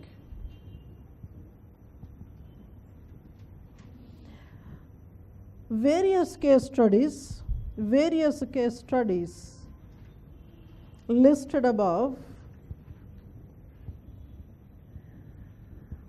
provided statistical data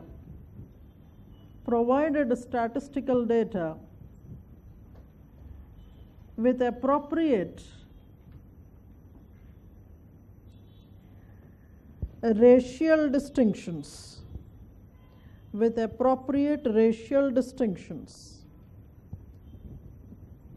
Most of them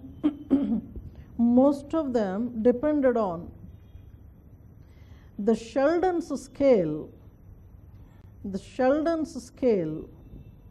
of somatotypes. Sheldon's scale of somatotypes. Keep writing there. In different parts of the world,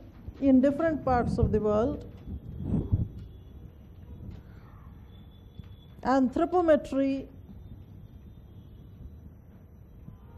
was instrumental in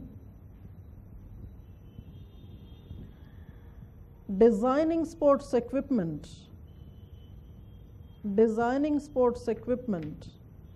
especially for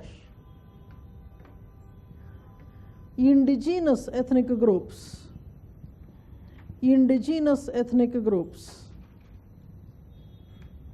In India, Dr. Sachindra Narayan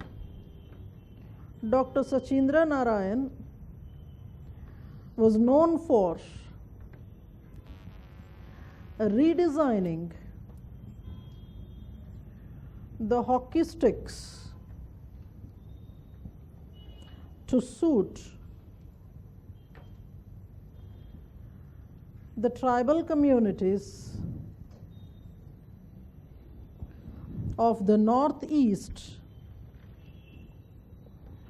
and Chota Nagpur.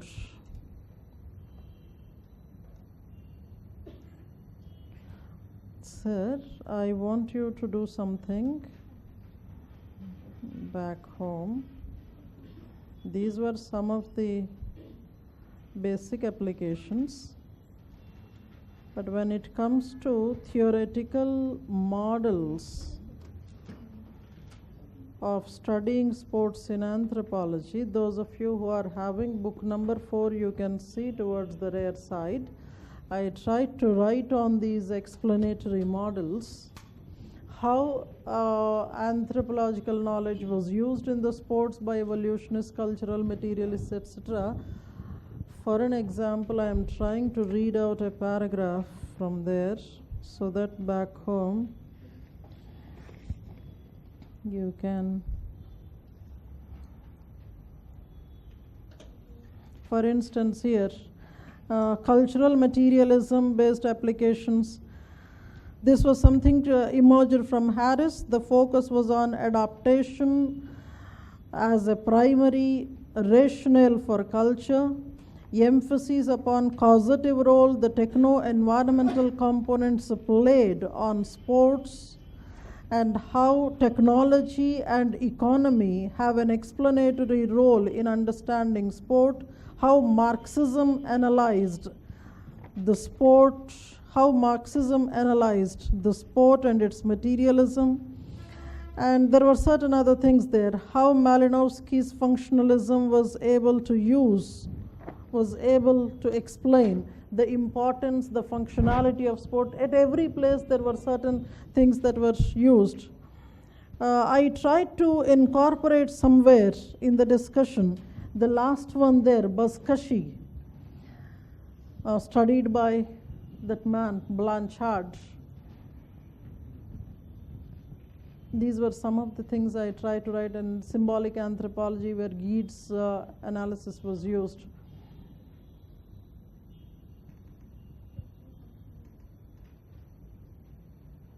That was where when a question was asked in the exam, explain how Gede's used interpretative approach in explaining cockfights. How Gede's was using interpretative approach in explaining cockfights. That is the kind of approach here. When we say that interpretative approach of Gede's, he is trying to interpret that culture from his perspective, drawing conclusions using the symbols, how different cockfights were analyzed by him, comparison of the cockfights earlier and contemporarily. Previously there was something like a stratification that was very much exhibiting there. Currently the cockfight remains an amusement. Maybe the revenues you are using for some kind of constructive purpose. Previously it was not that. Previously a dress code was there. Colors were fixed by the community. Now it is a normal activity. You are trying to decorate the cock, not yourself. You finally understood that The final fight is between the cocks there, not between you and that person. Previously it was that way. But of course, even in the contemporary times, these things are changing because clubs are being formed. Clubs are seen as the symbols of your valor and your social status. So keep writing there. I would simply mention it. Kinanthropometry presented. Kinanthropometry presented. Different anthropological theories to explain the sport from different cultural theories.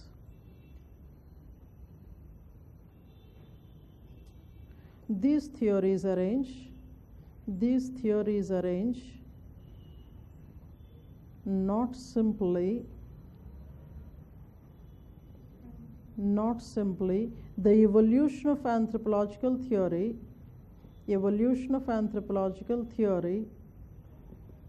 in chronology,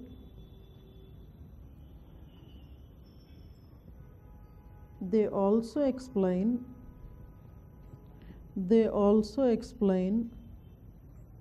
how sport has changed itself and the cultures where they operate.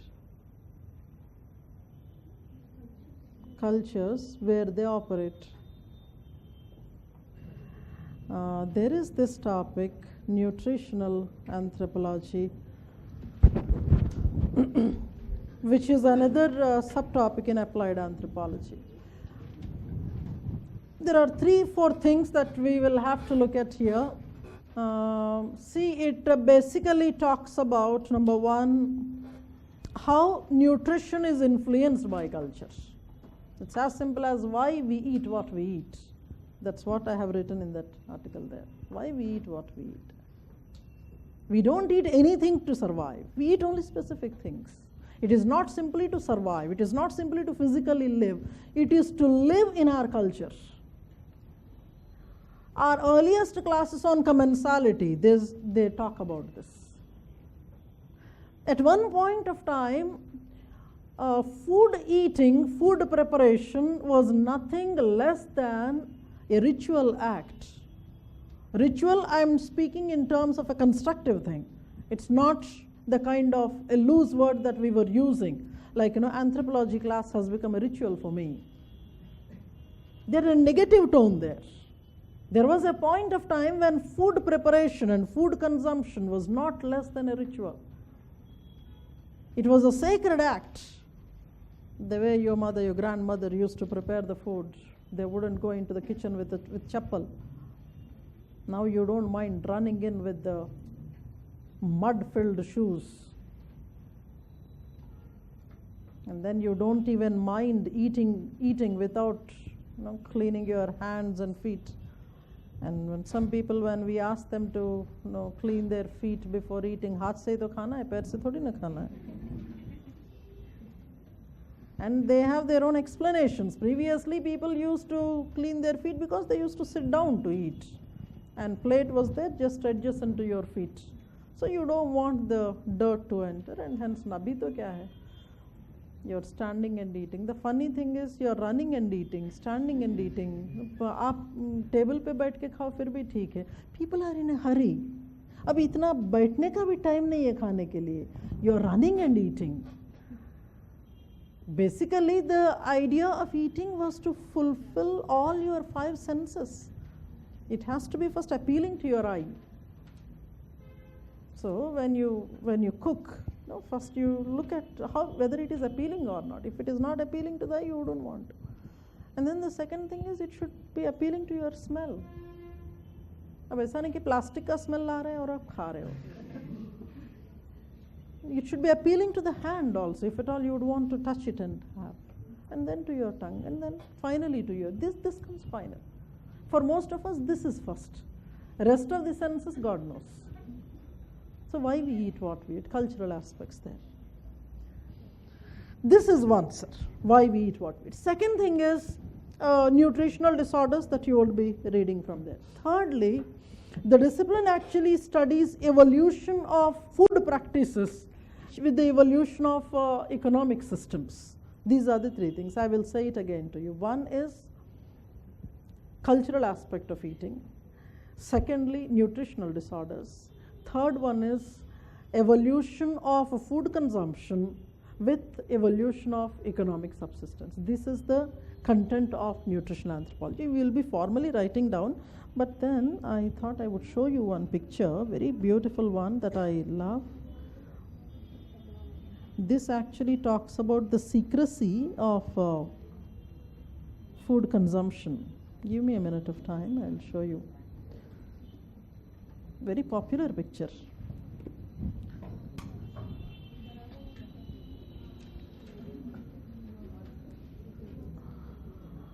When the presidential race is going on, election campaign is going on, this is a common practice there. कितने आराम से लुत्फ ले रहे हैं. See the bush fellow, amused. This shows that otherwise the life of a president, otherwise what he eats, how he eats, and all those things are actually a secret, classified thing.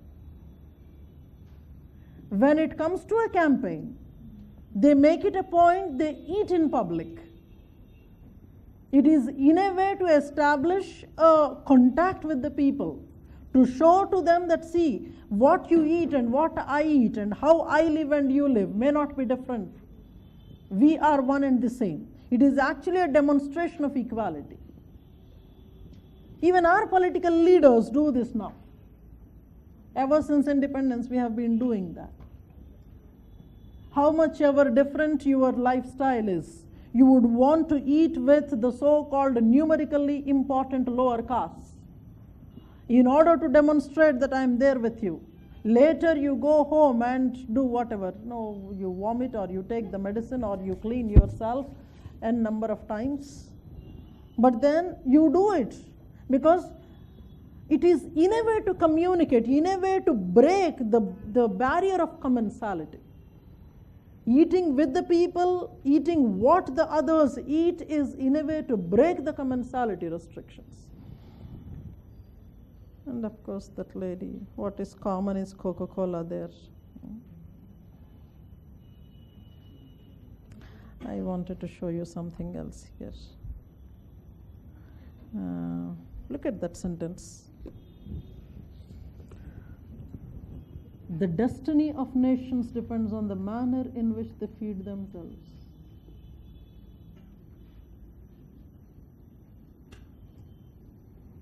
The presence of McDonald's in Moscow is symbolic on a broad scale, the representative of triumph of capitalism over communism. What we are talking about is about McDonald's, which might look to be a very simple thing. McDonald's and Coca-Cola you find across the globe. You can find them in Saturn also. They are there in the whole Milky Way. So it shows that capitalism has won. India accommodates everybody. We have so many, the so-called Chinese restaurants. The Chinese food that we eat may not be a original one. India is known for duplicate versions. We have every cuisine in our own version. We add our own spices, we add our own tomatoes, we add our own sauces. We make them Indianized. A term that has come of late, very common, glocalization. Glocalization, you have heard of it, right? Glocalization. Globalization is different one. Globalization is something that is a practice that is becoming a global phenomena. Globalization, if a thing that is global, you are localizing it. Looks very funny though. I mean, this is how we are living. I appreciate my own, national tendencies for that. We will go to somewhere else. Can I? I mean, this is something like that. I mean, casually I was showing. I loved that sentence, triumph of capitalism over communism. And that you're demonstrating with McDonald's.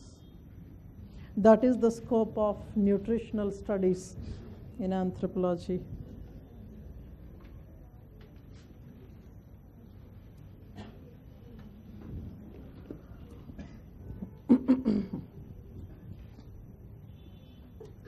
What you eat depends on so many things actually.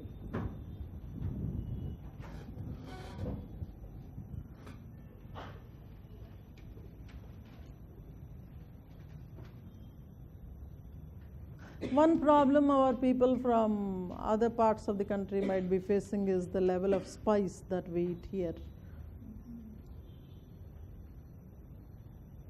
The south you go, the more spicier the food is. The south you go, the more spicier the food is. So go to the tip of the country, you would find the spiciest things.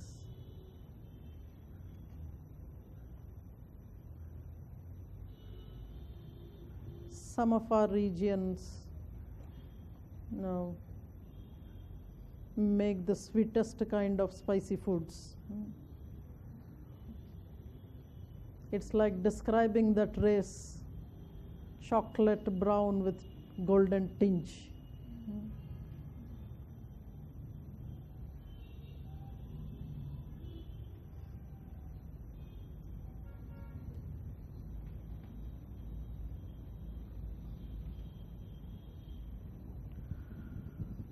Food habits and behavior, science of nutrition, food production and economics, communication. These days, mostly what we are looking at is economics and communication.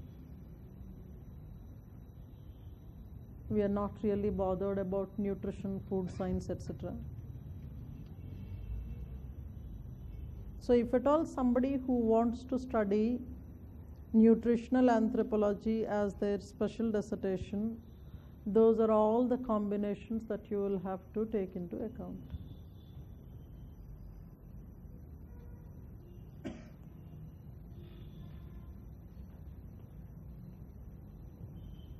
There's something that is mentioned here in communication. Food as a formal communication, food as an informal communication. You understand this? Food as a formal communication, food as an informal communication. So it's like, there are certain formal occasions where there's particular kind of food to be prepared. Now you can think of your own cultural practices.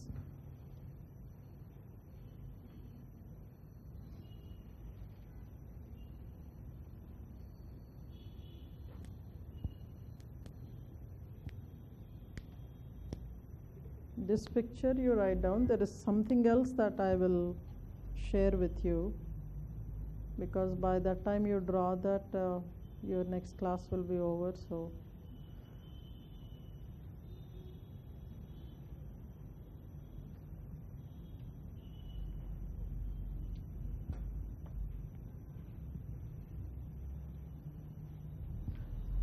it shows that what we eat has so many dimensions.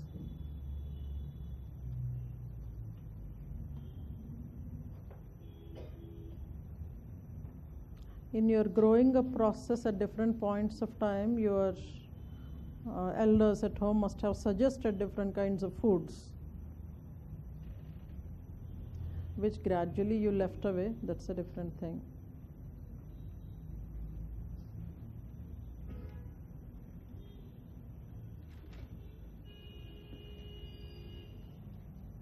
This was actually to give you a general scope of nutritional anthropology. What are the things that the discipline considers to explain why we eat what we eat.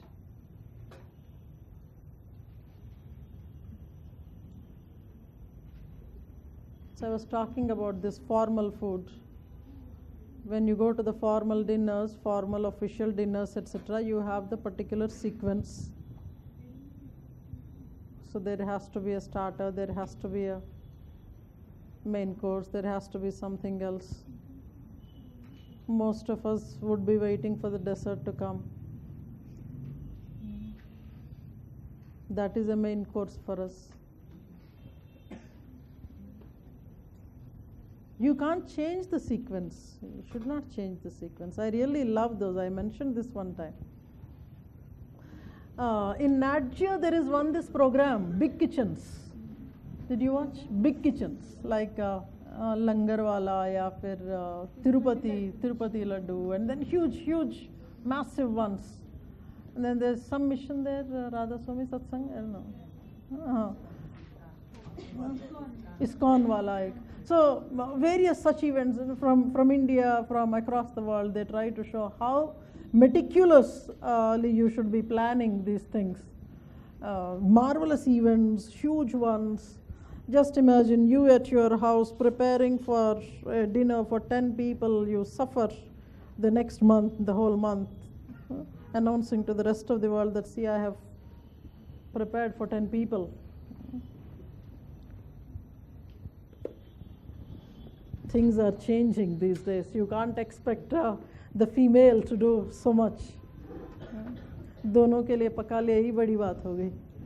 There were times when our parents or senior generations, they used to prepare for 50, 60 people single-handedly.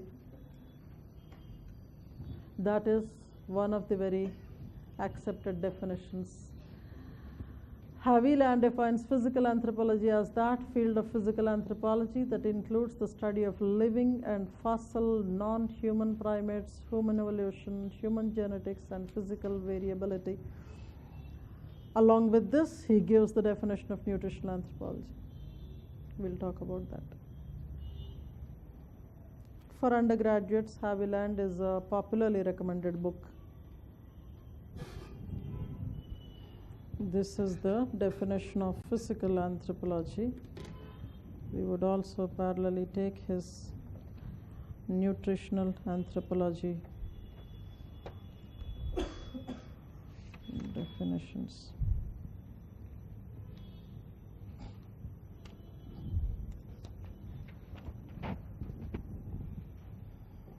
Can I go, sir? Nutritional anthropology, I'm continuing with Haviland. Nutritional anthropology pertains to the studies in which nutrients, nutritional status of an individual or a community are the core concerns.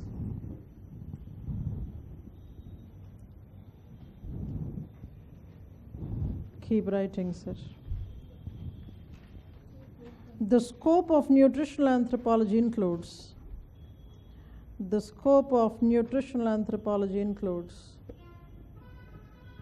number one, food intake, nutrition and health. Food intake, nutrition and health. Secondly, physiological adaptation,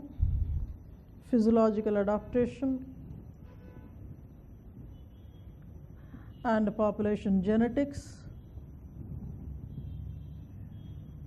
in the context of nutrition. Thirdly, socio-cultural processes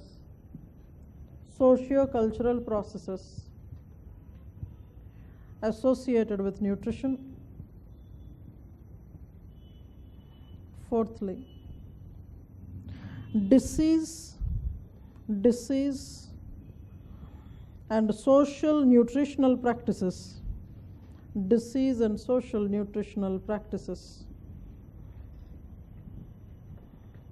And lastly, belief system, cultural taboos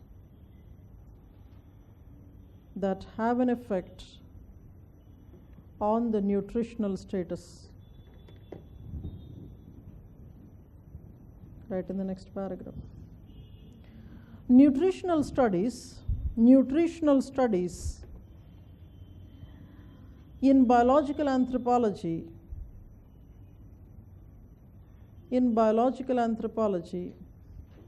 were taken up in different ways. They directly are concerned with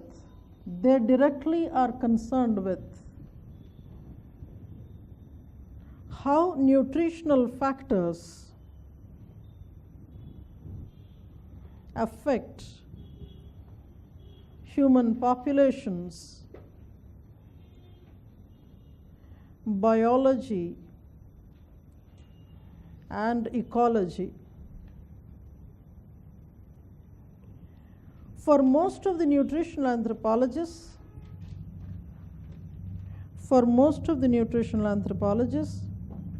the study of nutrition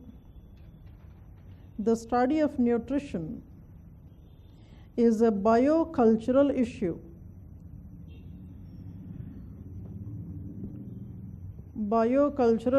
It believes that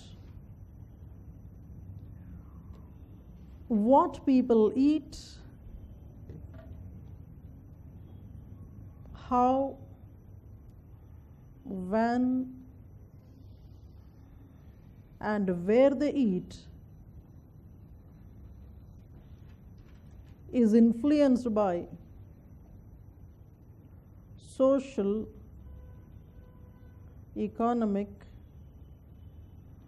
political, and cultural processes.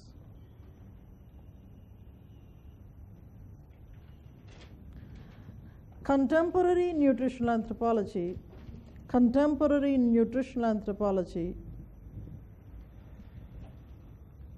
also makes efforts to preserve traditional knowledge of food preparation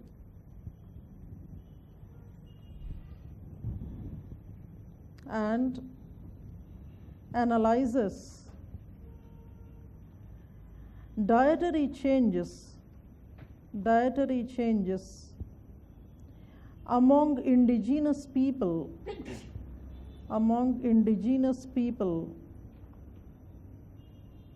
and consequences of changes.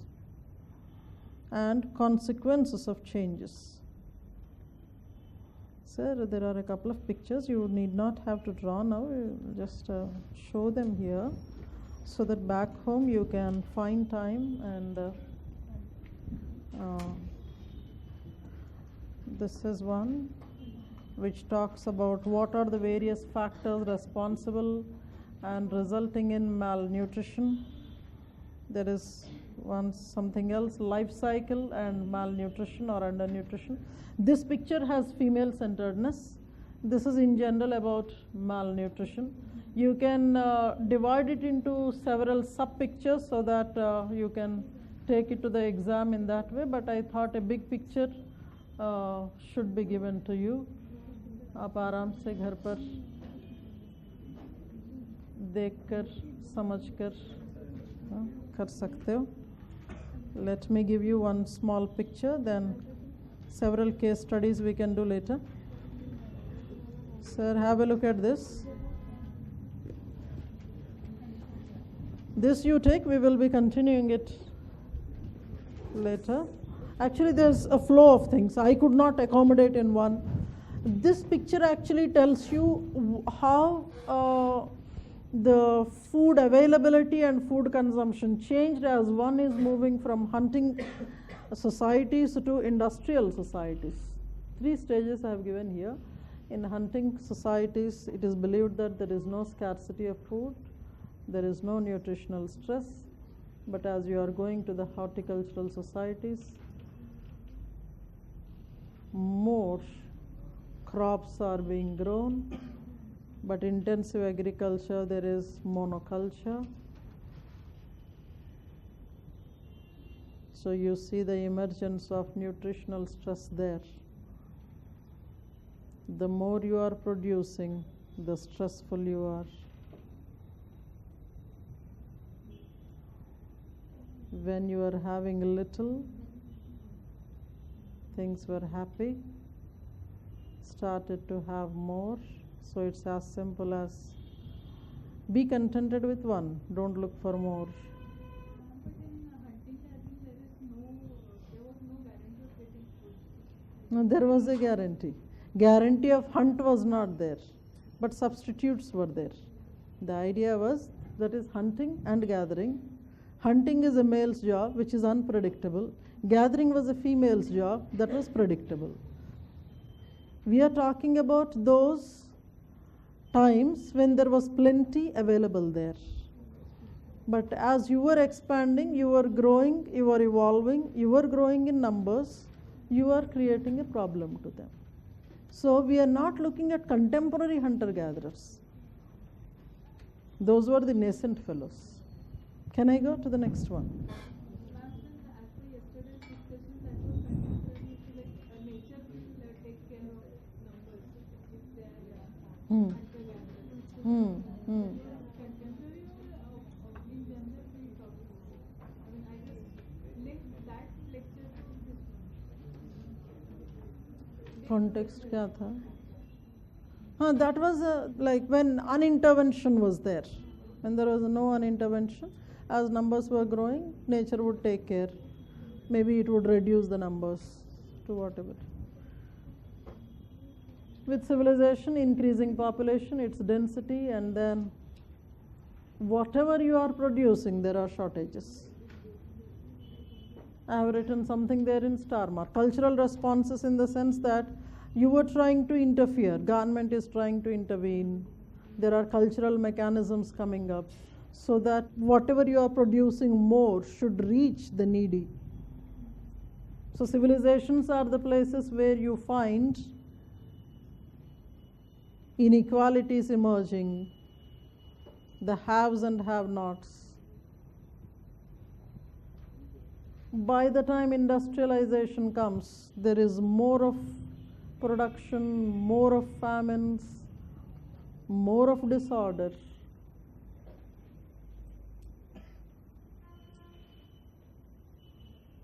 Looks to be a highly ethnocentric, pro-tribal anthropologist writing.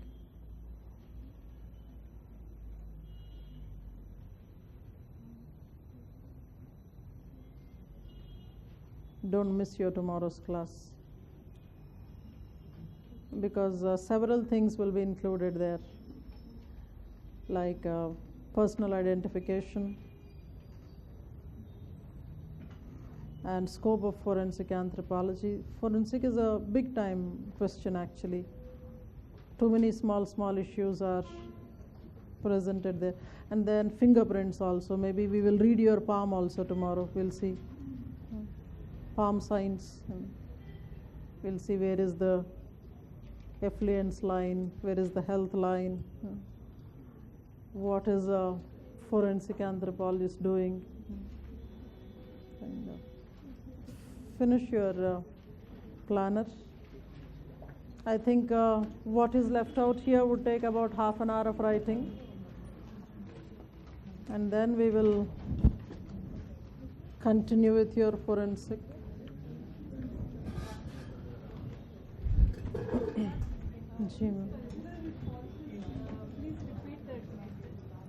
Cultural response in the sense, when there is a shortage, there should be interventions. Like how, for example, pig feasts are there. Pig feast is one mechanism of addressing the shortage. Or in the case of civilizations, you have Food Corporation of India gathering and then trying to give food subsidies or kind of things. That is one kind of a cultural response. How you are actually addressing the shortages. Established, it's formal institutions. And there you see that how much ever cultural response is there, that falls inadequate. Sir, we are at 82. The idea is we would be closing somewhere near 87. We started with what? D.N. Majumdar versus L.P. Vidyarthi. We had done one, that is sports anthropology, in anthropometry, for which your source will be class plus AN04. That is the last topic. And of course, for self-study, I'll be sending you this one article on cricket, one article on hockey. Both of them are Indian studies. Hockey was a study of 1970s actually. But he was using, that Sardarji was using Sheldon's scale there. So I wanted you to know that we started in anthropology in 1970s only, sports studies. We are right now doing nutritional anthropology. Have a good time.